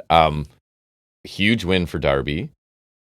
Can feed into Ospreay's story of he's got to focus on him. He just took another loss, right? So, yeah, man, this was awesome. Ospreay's just that secret sauce that makes matches ascend to a different level. He's just that good. Right? So this was it's a fantastic TV match, obviously. It is great. And I thought I think it makes it into that category. It hurt the main event because it had to come almost immediately after this. I will say, not to spoil too much, I did really enjoy the main event. I did too, but it's definitely a very different match, and I think this one is so great. So I'm just gonna add it there really quick as I'm just typing or talking my way through. You're doing a typing test on this microphone. The Persona's PD70. We're now testing the background rejection as Jack types. But we watched this a couple days later than you, like as usual. So there was a lot of hype around this one, and it was pretty killer. Some really surprising spots and sequences that like had me reacting. Yes. A slight clash of styles, pun intended. But they worked really well together, I thought. The one sequence that we talked about already has already circulated around the internet a lot, and it was crazy. It was. The apron spots with the coffin drop miss and the styles clash were pretty sweet. Darby also finisher spammed Ospreay at the end, so it kind of was a believable end for me. Yep. I'm surprised Darby won, but good for him, because getting a win over a big star like Ospreay builds him to eventually beat Mox. And if Ospreay and Darby ever had a concentrated feud, Darby's got bragging rights now, which I think is kind of cool. Really, really good match, and it's a prime example as to why we need the C2 every year, because I don't think we'd be getting this right now if we didn't have the tournament. So I think this is a really good match, and just it's the embodiment of what makes this tournament special. And to me, this catapulted the tournament, and it's sort of maintained on the stuff. And this is why I'll always love AEW, because this is not. Yeah, you're not getting this. You can speed run Saturday night's main event all you want. You're not getting this. You are not. There's not many people in the world that are giving you this. Yeah, exactly. In any federation, especially on an American stage. Yeah. Death Riders versus Jay White, Orange Cassidy, Hangman, Adam Page is your main event. Hangman and Yuta start, and I really like this. Hangman's like yelling at Yuta to tag out to Mox, and Yuta's like, "No, you get me." So Hangman tags out to Cassidy, and they start instead. So I thought that was kind of a cool touch, and I really enjoyed Hangman's work throughout this match. I'll kind of talk about it as we go. Cassidy reverses the power driver from Mox, tags out to Hangman, who goes on a tear, taking out Yuta and Pac repeatedly. He throws Yuta to the Death Rider's corner and yells at Mox to tag in. White blind tags in, and Hangman just walks off. He just leaves, and Mox is in against White. Mox hit a really nice power driver to White. I think it was as they were going to commercial, I want to say. White sends Pac out to the apron, but he comes back in really quick with a slingshot cutter, like just almost like zero reaction time. Like it was really cool. Cutthroat suplex, which I thought was awesome, and a DDT to Mox from White. Cassie tags in, hits a diving DDT to Mox. Mox counters an orange punch with a cutter. Really cool catch there. Hangman runs back into brawl with Mox. Hangman's lined up for a buckshot, but Cassie takes out Mox with an orange punch, and Hangman's like, you can tell he's pissed. Yes. The facial expressions on Hangman are amazing. Something about the mustache too has added. Oh, it's huge. It's like old school heel vibes. Yeah. Buckshot lariat to Yuta, and it was kind of hard to tell because Cassie had to duck out of the way, so it was hard to tell who was he targeting. Yeah. And usually I hate that trope, but I kind of liked it here with Hangman. I think just Hangman sells it well. And Hangman should not like anybody. Yeah. So. White, the finish comes when White hits a blade under to Pac, then he and Hangman are arguing. Mox takes advantage, rolls up Cassie, I think with a handful of tights, maybe? Not sure. I'm not sure. But anyways, rolls him up from behind during the commotion for the cheap win.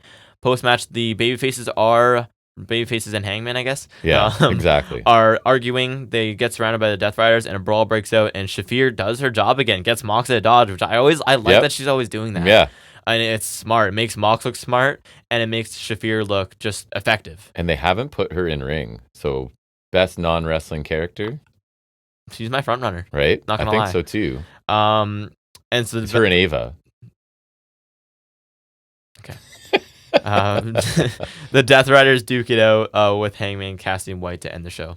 Yeah, so really good match. I thought it was a strong main event. Normally would be like a strong main event, but again, just followed a arguably. Not even that, but like I think to be a main event in C2 season when you're not a C2 match. And by storyline, it has to be, right? Because this is the main story they're telling. And honestly, one of my main nitpick for me was that I think this should have been next week. Like I think this was a great go home. Right. Yeah, you're right. Like I think just the brawl felt like a go home. Mm-hmm. You know what I mean? So I kind of like that. And we say it every time. I don't love the tropes of pay-per-view opponents facing off or opponents teaming together before a multi-man match. I kind of wish they found another route to take it, but I don't completely hate it because I can buy them all wanting to fight Mox as soon as possible. Sure. Momentum's key, obviously. We all know that. But Hangman, we made it clear he's obsessed with fighting Mox, and so he's going to get at him as soon as possible, and I think that makes sense. And for Cassie's sake, we know his stakes in this is already clear, so obviously he wants to get at him. White, I'm less sold on since he's always so calculated, but he was also so great in this, I think he can let it slide. I thought this parts with him and Pac were awesome, and that White has overall looked really good in this. Yeah, I enjoy his style so much. We've said that before too. His cerebral style is so well done. He's just super efficient and effective. As a babyface, I feel like he ramps up his speed at times too. And like I was saying, he's surprisingly good at like a babyface hot tag flurry for someone who's like I prefer as a singles heel. Yep. And I think like he and Hangman still have issues, and it basically cost them the match, and that's been sense. Mox's point, which I think makes sense, and it makes I think it's kind of working up, the story. To nitpick, it didn't make Death Riders feel like an unbeatable heel faction, but maybe they that's are not the against point. 3 top and guys. And they won. They did still win. Yep. So there's that. I thought Hangman's work was strong too. I like that even though he's opposite mega heel Death Riders, he maintained his crazy obsessed character. Like he hasn't changed. Yes. He's not becoming a babyface like we were kind of concerned about for a bit. I think if anything here, it showed me that he is still the same and this isn't affecting him, which I think is important. He's just pivoted to going after Mox in the title, which he said at the beginning of the year when Swerve was champion, the title was his original goal for the year. So it makes sense. He's like, okay, I can't beat Switchblade right now. Screw you. I'm going for the title. You know what I mean? And you can't make him a babyface when we so vividly remember him burning down a man's family home. Like, it hasn't been enough distance. It's still on his Tron every week. You shouldn't have made that such an indelible image if you were going to, you know what I mean?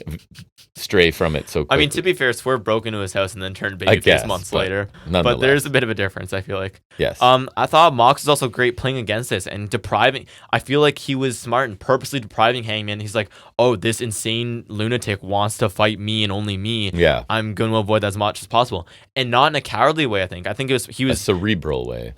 And also to further antagonize Hangman and exploit the egos on this team that he's been talking about lately.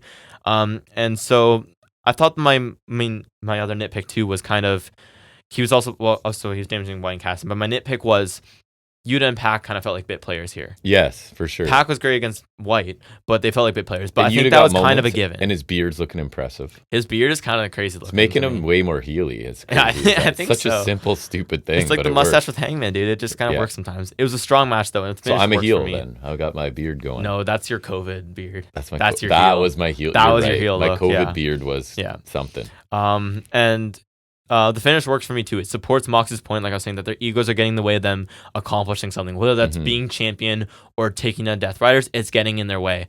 And I think Mox worked really well to exploit it, avoiding Hangman and kind of exploiting it where he could, right? Mox, I think he knows who he's against. And I think this furthers the story well. I think between this and that Darby Allin segment we really liked last week, I think the story has gotten better. Yeah. I think they've explained things a little better.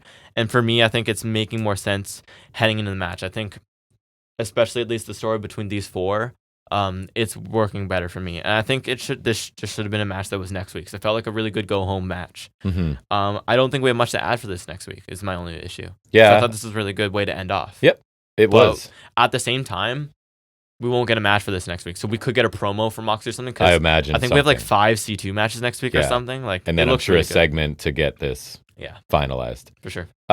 Very solid show. I know I thought it was a good show. A B a lot of weeks. It's closer to a B plus for me, but the women's match and the hater, it seems like the women's stuff, other than Mariah May, obviously, sort of was not my favorite stuff here. And I didn't love the Cage Wayne hook Shibata. I thought it was solid. So I went with a B again. A very good show, not painful to watch at all. Shelton Mortos was really cool. Ospreay Allen was amazing, and the main event was good. So you got 3 very good matches on this show, I thought. Overall, it was a good show for me. I think in ring, the only major blunder was the opener because I thought both the C2 matches delivered, especially Ospreay Darby. I thought that the tag match was solid. Like, I liked parts of it. Just the story's not there for me. And I really enjoyed the main event. I thought all the players in there were pretty good. And so I think that one did well to help the story. Right. And so that's always a good thing. I thought the segments, I really enjoyed the MJF promo in spite of his story. So kind of the opposite of the main event match. The small show opening bit with White and the World Title Challengers. I thought that was really enjoyable. FTR were good. Hurt Syndicate are always awesome. Swerve was great. Ricochet, not so much. But he was in segments with people who were good. Right. So it was still good to me. Mitigates it. Yep. And Mariah May is always killer. Like I said, wasn't a fan of the opener, the match, and then the hater promo and the Jericho bit. Storm's segment is kind of in the middle for me because it's so weird I don't know how to feel. Correct. It got a lot of conversation out of us, so that's something. It's interesting. So I think I'll say it's more of a positive than a negative. It's a notable at least. Yeah. I felt like it was a good show though, and I'm going to be a little nicer because I thought the positives outweighed the negatives, so I'll go with the lower end B+. I was close to it. Because I think the match is like a couple of notable matches. I would definitely check out Ospreay Darby because it was awesome, and since it's right after, I'd stick around for the main event. It was fun. Good and a solid final, whatever that is, 40 minutes, half hour of the show. Yeah, and so I'm really hopeful for next week because, hold on, give me a second to stall because I do want to I was telling you all the matches we're getting next week. It's pretty crazy. There is quite a list of pretty good We stuff. do have to kind of wrap up the C2 in what, like a week or so, I guess. Oh, and it'll be cool because this is the one that's taped from Hammerstein, because this is the one that's airing on I always find it interesting Christmas Day. That when you want to find something quickly, you default to your phone. Whereas I would go on my computer. Because I know that's where I've seen it already, right? Well, and you're faster on your phone. Okay, so here's what we got for our C2 matches. It's 5, so I feel like it'll be maybe no women's match, which I don't really care. Unfortunately, it's the C2. I don't care. It's the Continental Classic. Wish it wasn't. So we got Darby Ricochet. That should be sick. Yeah. Shelton Okada. Yep. Could be sick. Ospreay Brody King. That should be sick. Garcia Fletcher. Sick. And Commander will get murdered by Claudio. So I got no complaints about any of those. It's a nice lineup. That's pretty sweet. And then so we'll have on, obviously, our collision matches to watch will be Darby Claudio, which, like we said, already was awesome. Ospreay Ricochet already was awesome, so that should be great too. Garcia Shelton. Yeah. Give Shelton that win, and he gets the title shot later. I agree. You got to do it. It feels like you need to. And then Briscoe Mordos. Yep. So, like, between Collision and... Get Mordos to win. Let's go. I think that I'm begging for him to win. Just the one. Yep. Briscoe's got his already. Collision tonight and Dynamite next week, we're eating good, I think. And we have time to actually watch stuff, too. That's true. That is lovely. I do want to watch the Collision as soon as possible because those matches look good. Like, Okay. C2 season is beautiful. We can probably watch it tomorrow. Do you work? I do, but we could still. Yeah, we'll find a way. All right, so now we'll shift gears, do a little bit of trivia. It's going to be a carryover from last week, the second half of that. Yeah. We call this segment Off the Top of His Head.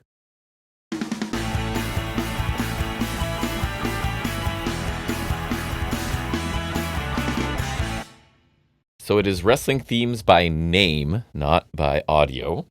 The second one, and I just told you as I paused the recording there, that I think this is much harder because... Yeah, but you're kind of dumb. I know, but it's a lot of, not a lot of, but there are some NXT ones in there, so I think you're going to struggle with that. I will, probably. But this is definitely more obscure than last week, so let's see how you do. Hands of Fate. Oh, I do. Oba. Oh my God, I thought right off the bat, I thought, no way. That one's like, there's only a few people I think it can apply to. I think that's a pretty good one. That's a good title. Sacred. Oh, Gunther, right? No. Kaiser? Correct. Okay. Kaiser, at least by what I have. Because I think Gunther's is prepared to fight or something like If you got this, we got problems. All Eyes on Me. Oh, I do know it. Stop. That's one of the NXT Does that live? ones. It's an NXT. Oh, it's okay. No, I know I've heard it though. We talked about her finisher. You like the name of it. But I forget what it was now. Good Canadian girl. Liv Morgan had a theme called this. I will say that. I'm almost positive. Maybe this is wrong too. I don't know. Good Canadian girl? With Sporkle, wasn't it? I can't remember. Yeah, Canadian girl. Who? I don't. In a storyline I should hate but don't. Oh, is it Petrovich? It is Petrovich, according to this. This one you might get just by being a clever boy. Tilo Rompo. Is that Vice? It is Vice. Yeah. This one's pretty easy. Bad Apple. Wait. Oh, Carlito. Yeah, Brian Keith. Yeah, that was my problem. I was like, wait, it's WWE. Hold on. Locked In. Oh, Trick Williams. Yep. Main Event-ish. Did not know. Yeet. It is Yeet. Do you know this one? Let the Good Times Roll.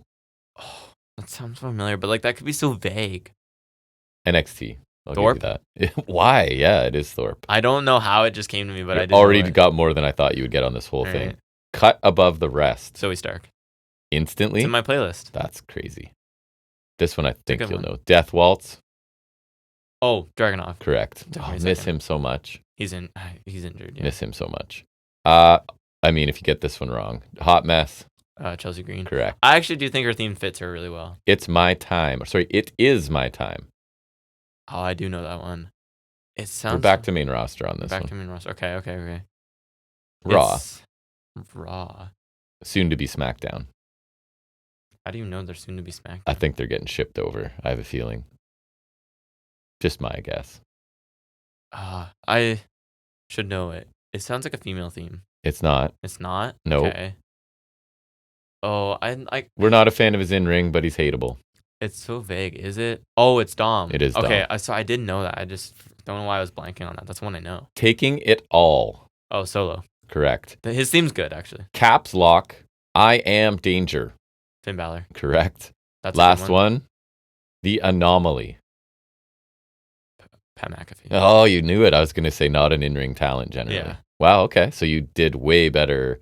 Your levels of nerdery have exceeded even what your own father assumed you had. Is that a compliment? I don't know. Perhaps. But good job. Okay, back to, I guess it'll be the final segment this week where we talk about anything notable that we watched. We call it Highspots and Restholds.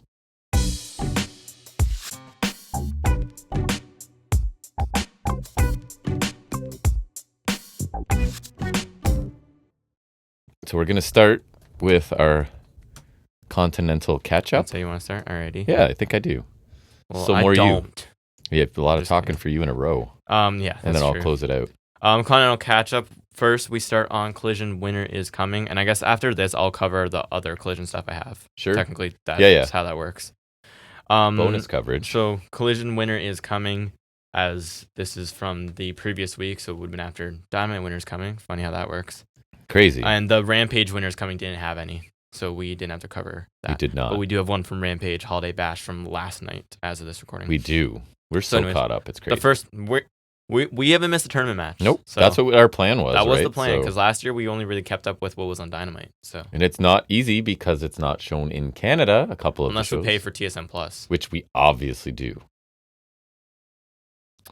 Okada beat Mordos in a really good match. Never expected Mordos to win, but he got in a lot more offense than I thought. I thought he looked amazing. Made the most of his time. He's just so entertaining. He's so good. He's so unique. And remember, it was like, he's busting out like pack speed kicks somehow. Okada's never the flashes, but he's just reliable. And everyone has good matches with him. Yeah.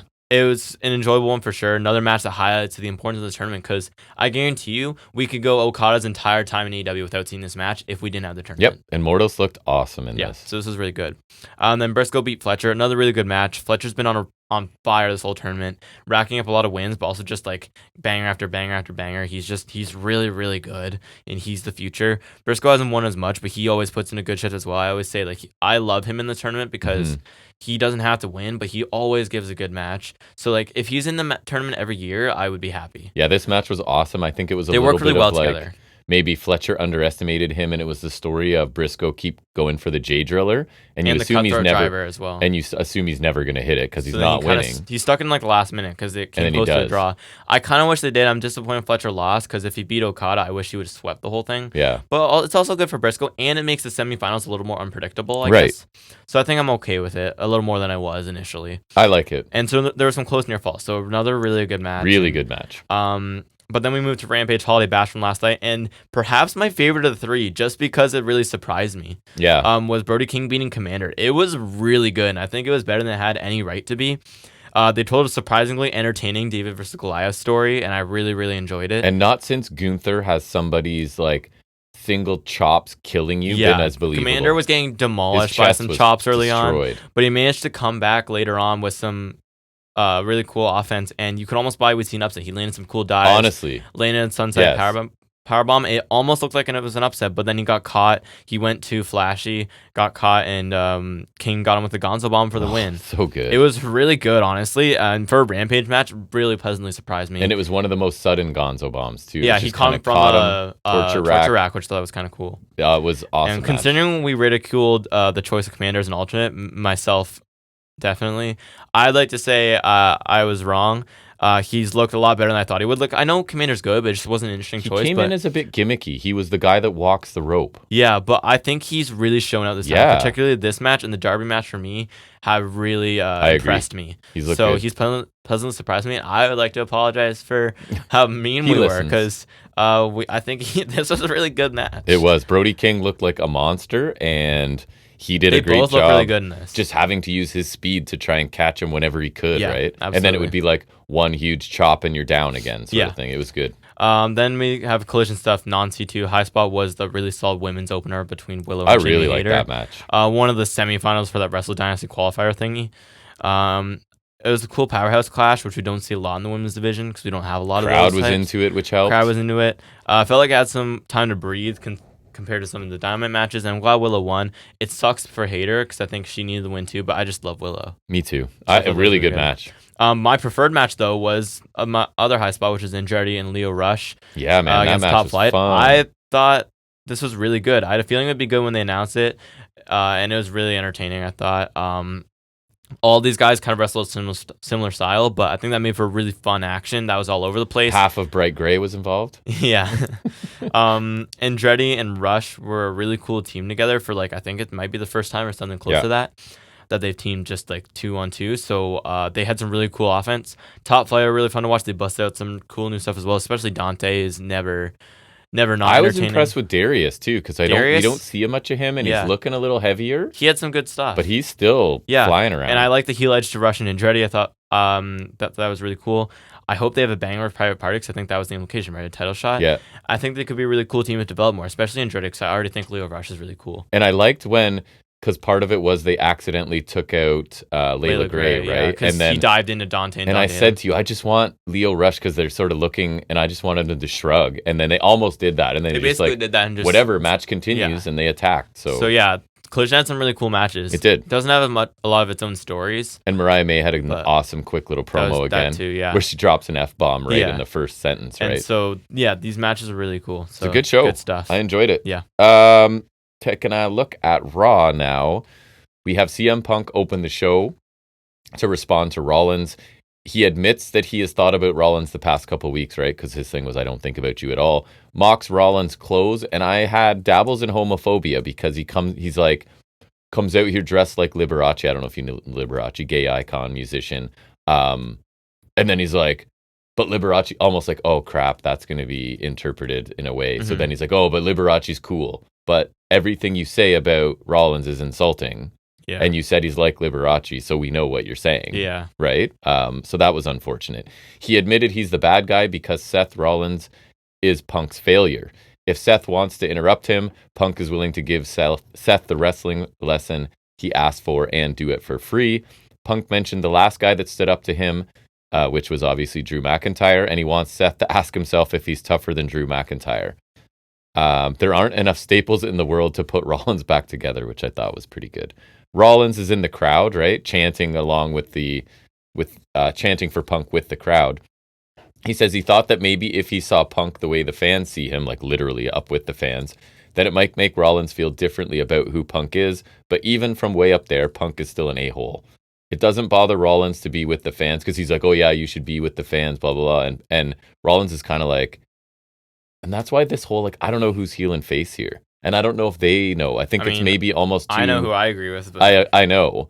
Because he's like, you're saying in calling me one of the fans is insulting, but I'm happy to be out here with them kind of thing, right? When Punk left this place, Rollins put it on his back and made it bigger than ever. This fan has more WrestleMania main events than Punk ever will. And then he says it. He says, that's a fact, Phil. And that is a bridge too far. You use my name. That's correct. That's why I was like, when Ricochet called him Trevor, he should have CM Punk'd it. Because this leads to the mother of all pull-apart brawls. Actually, I heard this brawl was a lot better than their first really one. Well done and believable. They actually want to kill each other, right? Yeah. So, not as good as last week, but still really entertaining. Punk stumbled a few times when he was speaking here. And again, I don't think he thought the Liberace line through very well before he spoke. I still feel Rollins is in the right, but I'm enjoying the program. And as much as I do not like CM Punk, I loved the McIntyre feud, and I'm loving this, right? So there's something there, I guess.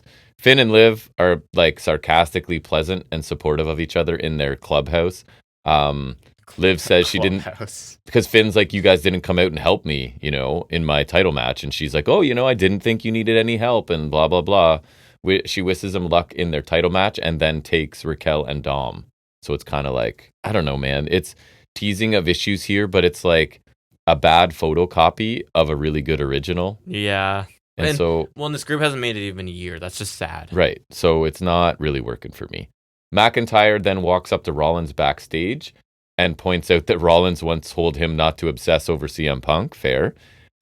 Drew said he's going to take out everyone that enables Roman Reigns. That includes Jimmy, Jay, and Sammy. Rollins said he took out Roman at WrestleMania and that Jay and Sammy were by his side because they were his friends and Drew's not his friend. Rollins respects Sammy and Jay, but the jury's still out on Drew. Rollins will do something that Drew couldn't do, and that is end CM Punk. So, and I like really good interaction. I saw a bit of it. It's like McIntyre trying to corrupt him. Yes. And he didn't get it here, but that's something he can kind of work over time, right? And so Rollins is I doing think you this could slow burn a heel turn like for Rollins. tweener, depending on who he's talking to and dealing with, whether he's a heel or a face, right? And it's very interesting. Right, and that can be me. temporary until he turns heel. Right. Really good match was Breaker and Ludwig Kaiser. And you'd think you'd be kind of tired of these guys. They've been in each other's orbit for quite a while now. But this got like 18 minutes, first of all. So literally double some of the matches on Saturday Night Main Event. Braun dominates early. I don't remember what it was, but injures his shoulder. And then Kaiser is just amazing at like zeroing in on that shoulder, targeting it for a long time with believable, like varied stuff, right? So really good. Then double knees, running spear. Basically, Braun retains after 18 minutes. I thought excellent match, quality defense for Breaker. Kaiser's ready to break out, man. I'm thinking 2025. Give him the Intercontinental Let's title. go. Move Breaker up. Right? He is ready to break out. And again, just his varied offense. He's like a technician, right? So when he picks a body part, I think that's something they should lean into with him a little bit. And Braun did a really good job of selling and like finding offense that he could only do with one arm kind of thing, instead of like forgetting about it, right? And then power slamming him or gorilla pressing him or whatever. So I thought a really good TV match from them. Ray tells New Day to find a new locker room. They say they don't want to change with everyone else anyways. So it's just like all of your super veteran establishment baby faces, right, are coming out and being like, you guys are dicks, basically, which makes sense. War Raiders get a pre-match recorded promo, and like you couldn't have telegraphed the win more. You know what I mean? With all their injuries, their careers should be over. I think it was Rayro. What's his real name? What's his Eric? Name? Eric. It was the whole like I wasn't able to hold my kids. As soon as he said that, I'm like, that's 100%. They're winning, right? And these guys could be awesome, but again, I don't think they'll be allowed to be tag division, et cetera, et cetera. So what feels like the millionth time, Liv brags about herself, Rhea Ripley interrupts. Rhea's the number one contender. This feud continues to drag. It was such a hot story at one point, and Liv was so cool, and now it's like regressed to the mean, I guess, as they say. Like, this is what she is, kind of. Yeah. So we're back there. Just feels really stale. And Rhea Ripley can be so cool, too, but it's like, well, she just needs something new. Yeah, exactly. Just end it. I don't know. Like, does Rhea take the title back, I guess? Probably. Feels most likely to me. Sure, and then you can split Judgment Day and end this. Sure. Rollins backstage, and it's kind of interesting. You can see Drew, like, approaching him from a distance behind. Like, he's coming after Rollins, maybe, but then Sammy attacks Drew before he can get there. Saw that. And they brawl. Officials separate them. It's like, did Ava tell everyone to step up? Because it's happening a lot on Raw right now, right? I like the presentation of this, though, right? Just like Drew's approaching, you assume it's another thing with him and Rollins, probably physical, but he doesn't get there. So that's cool. This just in. I like the Final Testament and Miz segment. Did you see this? So, if you remember, they beat the Wyatts last week, right? So Miz is kind of like, okay, cool, we beat the Wyatts, I'm out. And Cross is like, nope. Basically, during their feud, I guess, Final Testament, he's like, we were always on the defensive. And now it's time for us to take control, so we're not done with them, right? We're going to be on the offensive now. And then Ellering points out that he's basically saved Miz twice, and Miz owes him a favor. So the manipulation and intimidation and stuff is continuing. And then basically they're like, you're going to face Loomis. And then Cross plays into the, listen, man, you're like an 18-time champion, or whatever he is, right? It's manipulating him. And then Miz leaves, and then they're basically like, do you think he can beat Loomis? And Cross is like, I don't know. So almost like they're just messing with him for whatever reason, and it kind of worked for me. Because Miz is kind of a douche. Cross is being good as the like manipulator, intimidator, and Miz is good in the role of the one being manipulated who's a little bit afraid, right? So I thought it was good. Zoe Stark beat Kaden Carter and Raquel Rodriguez to advance in the Intercontinental tournament with the Zoe to sleep to Carter for the win. Credit to Poison Rana for that. I think that's Braden and Davies' thing. I love it. That's a funny one. So does this make sense? Carter does cool things, but does not look cool doing them.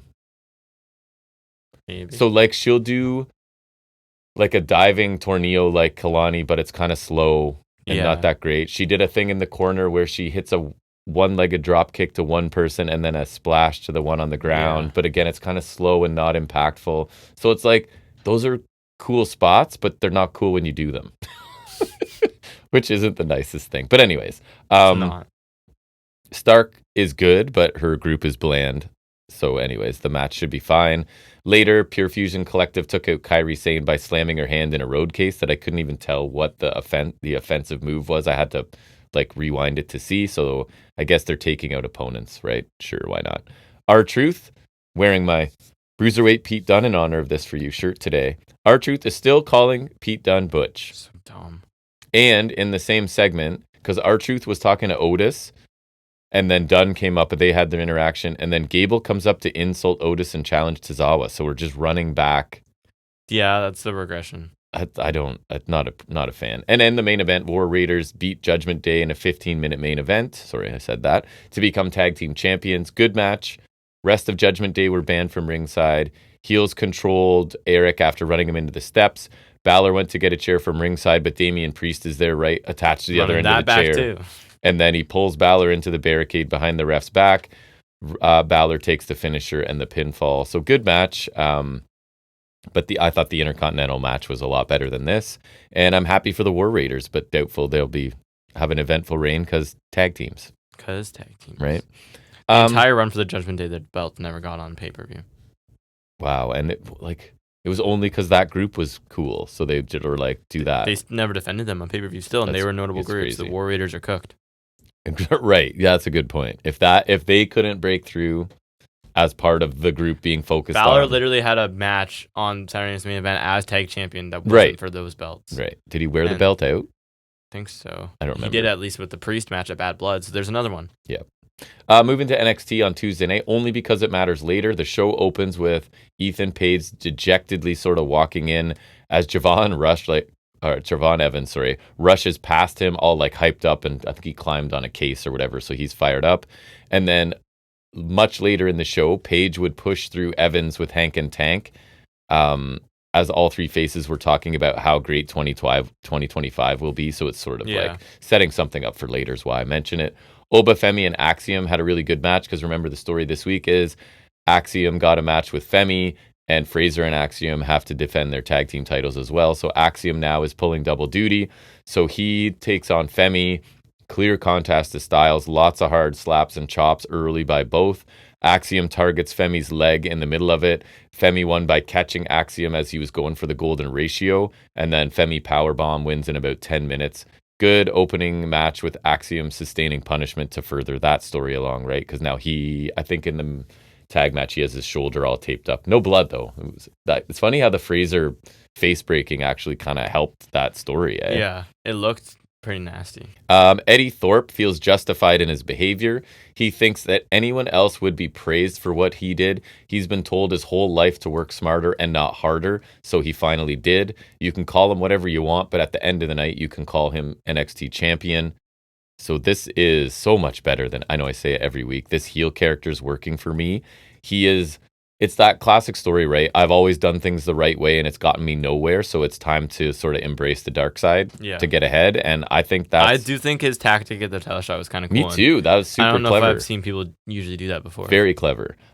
Simple story, makes sense based on what we know of him to this point. So I'm on board with Eddie Thorpe, which I didn't know was going to be a thing.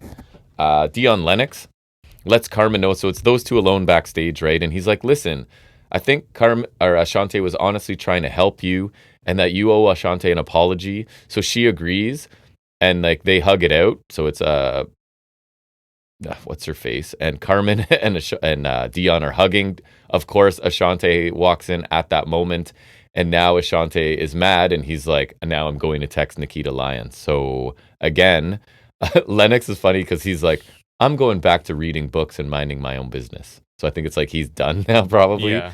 And then again, this is like junior high, but I don't hate it. They're hugging though. But it's like, oh, you hugged him, so now I'm going to text another woman. It's just oh my goodness. Yeah. But anyways, Meta 2 took on Sol Ruka and Zarya. I texted you while you were at work. I almost made you watch this because it was bad, unfortunately.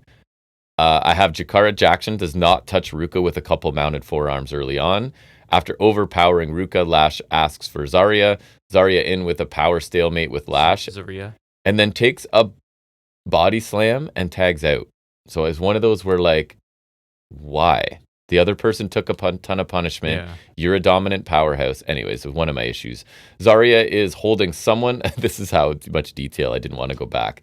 Zarya is holding one of them in a fireman's carry. Saul jumps off that person's back onto the other one on the floor. Zarya then throws the first one into the other one on the floor. And then it went to commercial break, and I didn't want to go back, and they didn't replay it. So Ruka sells a bunch of Jackson stuff as the face in peril, and it's not great television, is why I went. It was like a rest hold and then some stuff, and Saul has to sell it, and it's just not good. Zarya hot tag, eventual spear for Jackson, but Lash breaks up the pin. Zarya and in kayfabe struggles to suplex Lash because it's supposed to be like we almost get each other up, and then I'm pretty sure Zarya was supposed to get it and couldn't, so it was kind of a little bit awkward. Whole bunch of Zarya was stronger than that, right? Whole bunch of sloppiness. We have a babyface miscommunication. Saul saves Zarya, but takes a Lash boot. Zarya can't get over. It's one of the Lash is supposed to clothesline her over the ropes, and Zarya didn't do it. It doesn't work. And then Jackson with a really awkward dive onto Zarya. That leaves Lash alone in the ring with Ruka. She hits her finisher, and I had it mercifully over in 12 long minutes. Wait, Zarya hit her finisher? Or Ruka? Zarya. Zarya. So really rough match. I thought I wouldn't say anyone looked good, and the finishing sequence was rough. It felt formulaic and designed to get everyone stretches in the ring, but maybe not everyone's quite ready for that. For this much time in this combination, it hurt Zarya a little bit for me. I did not love her performance here either. Wesley takes Tyreek's side in an argument. Tyreek Igwe, Tyson DuPont. Remember, I saw Wesley got a little banged up at main event tapings. I hope he's not hurt. So they lost to Hank and Tank. That's DuPont and Igwe last week. And DuPont shook hands. Igwe did not want to. Wesley tells Tyreek Igwe to keep that energy, and they fist bump before walking out. And I put, is Wesley forming a Hurt Syndicate? I could see that. Like, he has two muscle guys, kind of like AOP, but black. Right. And so, since developmental is the place to try things, I would not have a problem with trying to have Lee like spread his wings as the leader of a heel group. I'm not sure it'll work, but this is the place. And it's something for those guys to do, like, and get experience. And even if he's only taking one of them, that's true. He can add somebody else, right, and recruit people. Why not try? Might not work. Why not try? Jada Parker versus Ren Sinclair. Parker mostly dominates. Ren gets one impressive extended flurry. Tag teams start brawling to the back that are there in support of them. No Quarter Catch Crew and OTM are stepping up right in the middle of this match. Shortly after a Parker back elbow, Hypnotic wins under 5 minutes. Totally fine 5-minute match. Sinclair's good in ring as a character, and everyone should know how I feel about Jada Parker. She is the future. Shotzi's with Tatum and Gigi backstage with dolls. So Shotzi says she sees so much of herself in them. Great. Is that a compliment? I wouldn't take it as such. Tatum says they saved her and are the two friends that she didn't know she needed. Gigi Dolan started in NXT when Shotzi was still there. Shotzi's gone up to main roster and she's come back down. Gigi Dolan's still here. I'd just like to point that out. Now, Tatum doesn't need to play by herself. Gigi says they need to take care of Fatal Influence. She knows JC and knows she's strongest with someone by her side, which is Fallon and Jasmine. Okay, cool. Tatum says she'll rip their heads off like her dolls. Shotzi said, dolls out, balls out. And I hated this. And just... Welcome to the doll pit. I'll comment in a minute because right after... So I thought this was a strange choice too. Fatal Influence are standing somewhere else watching this segment happen live. Oh. So that's weird to me. Weird. They mock Gigi and the others briefly, and then Isla Dawn and Alba Fire show up, and Alba says Shotzi, Gigi, and Tatum project harmony while Fatal Influence are giving turmoil. And I hated this too. That's dumb. I did see that they were there. I didn't watch the segment because I didn't want to. But And remember, Paxley was kind of working for me. Like, she's this loner, kind of strange person playing with dolls. But the image of all three women sitting there playing with dolls just made the whole thing. It made the whole thing ridiculous. And that the heels are actually watching that weird segment in real time, reacting to it. Not doing anything. And then Fire's final line was super lame. Yeah, that's cheesy. Whole thing was a rest hold. The NXT focus this week was the women's division. It goes over the rich history and then the current roster. And I think I like these focus segments, and it was a smart topic this time because this is a strong division, as we've talked about.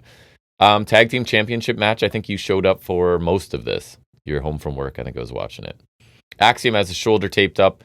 Fraser's wearing a protective mask from getting his face hurt. Oh, I was there. I don't think I paid attention. Axiom is selling his shoulder, not moving at full speed, and even at one point collapses on where they're doing their repeated diving to the floor spot. Fraser does the heavy lifting for quite a while. Looks great doing it. His conditioning, man, I feel like it's like a Roddy Strong thing. This dude could wrestle forever. Yeah, absolutely. Right? Gallus does their head kick power slam to Fraser for a near fall. Another combo move from Gallus. Axiom has to break up the pinfall. We get our Fraxia miscommunication, right? Fraser took the golden ratio in this case. Destroyer by Axiom, Poison Rana by Fraser. All four men are down. The crowd is super into this. Wolfgang goes up top, takes a kick to the head, I think, from Axiom.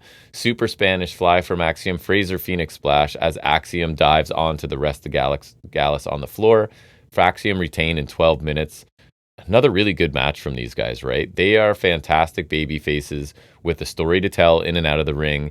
Gallus are like competent, at least, right? Veteran heels that can they're solid, do their thing. They're not bad. Yep. Fraser and Axiom continue to entertain me. One of the most entertaining acts of this year, I think, which is kind of crazy. Because when they team together, I'm like, oh, it's going to be fun because they're both fast and crazy. But then it's like, oh, they're going to break up. And then it's just become, nope, they're not. I don't want them to break up. Me either. Lexus King shows up to train with Dempsey. You saw this as well. So King can earn a Heritage Cup match. Remember, Dempsey's using a deck of cards to decide how many of every exercise they do. So it's old school stuff. And King just straight up does it, right? I didn't get a hint of slimy heel sneak creeping in. But maybe like he does all this, still loses next week. And then... Right. And Dempsey's really impressed that he sort of kept his promise and kept up as best he could. So he grants the title shot, or the cup shot, I guess, to Lexus King for next week. So yeah, like this might be the most pure babyface King has been, I think. I wasn't catching any he's insincere or he's on the cusp of reverting back. And then we've got dejected Ethan Page. You were here for this too. Heads to the ring. Very summarized version because he spoke for a long time, right? He made promises to his family. He fulfilled them. But now every time he loses, his family and support system lose. His daughter looks through his bag for the championship and it's not there. I thought that was a cool touch. But then his wife kind of sounds like a dick, right? Because it's like she keeps sending him videos of their son crying when he loses. Hey, like look at how sad your son is. That's not nice. You disappointed him again. Here's footage of him crying. Yeah, that's so that I get the effect there, but like it was still kind of makes her sound not great. He's not sure if he loves wrestling anymore, and he's lost his smile. Right. I thought that was funny because it's the nod to Shawn Michaels, but also because the smile is his thing. Like, it is. It says it in his theme song a bunch of times. Javon Evans comes out, and this did not go the direction I thought because he's super supportive of Ethan Page here, right? He's like, the real Ethan Page was the one that celebrated his title win with his wife and his kids. Page worked for 18 hard years to get here. He deserves to be here. He should drop the ego thing and let the real Ethan Page show. The real Ethan Page is the ego. Javon and everyone else is proud of him. Page thanks him, so we think what's happening here for a minute and says he's right. He won't worry about losing his smile. He'll take Javon's mic shot, beat down, chair neck stomp as Page screams that this is the real him. And Evans has maybe a bit too much blood pouring from his mouth for it to look natural. But I appreciate they're actually actively using blood when they need to, right? So this is what I was hoping for, that we're getting all ego, the super violent one. I was hoping it was going to take Josh Alexander to unlock it, but I guess we could still hope he adds still come in and they could just run the tag division. They could, but again, them against Fraxium would like feed families. My God, that would take my money sort of thing. So I told you, like, this is your first time really seeing an extended Javon Evans, right? And he's good. You even said like you believe him. Yeah. Even though he said, what did bro, he said 15,000 times. But you believe that's how he speaks. And he's young, and that's something like that might happen. And you believe he's sincere. At first I just thought this is a super athletic, bouncy, flippy guy. He's pretty close to being the total package. It's crazy. He's not that much older than WWE because he's not big enough, but if he puts on some muscle, the kid is he's amazing for his experience level. Although I guess they say he's been wrestling since he was 15 or something. So Vaquer gets a vignette with subtitles. She will become everything Cora Jade wants to be, and she'll take Cora Jade to hell. Again, really appreciate when you let them speak in their preferred language, and so they sound natural, and put subtitles out. Assume your fans can read, right? I think she's my favorite of the new recruits right now. Division is loaded. Not Saria or Julia? No, she's my favorite. Main event is Trick and Eddie Thorpe. So we get early Eddie Sucks chants, which is nice because the fans are doing what they're supposed to do here. Most of the action, I will say, is pretty basic. Trick hit a rock bottom for 2. What venue was this? Do you know? It was like a different venue for them, right? I think so. Thorpe does that signature elbow drop he does for 2. Some awkwardness and a take 2 so the ref can get taken out, I'm pretty sure here. Eddie gets the visual pin here. So we've got heel taken visual pin again twice in WWE in a week, right? Yeah. Which is interesting. Second official Memorial Auditorium. Second official shows up. Eddie runs into a Trick shot. Trick falls into a cover. It's one of those ones where even though he's pinning, both men's shoulders are down. Yeah. And the first ref magically recovers. So one ref counts one man down, the other counts the other. We don't know who won.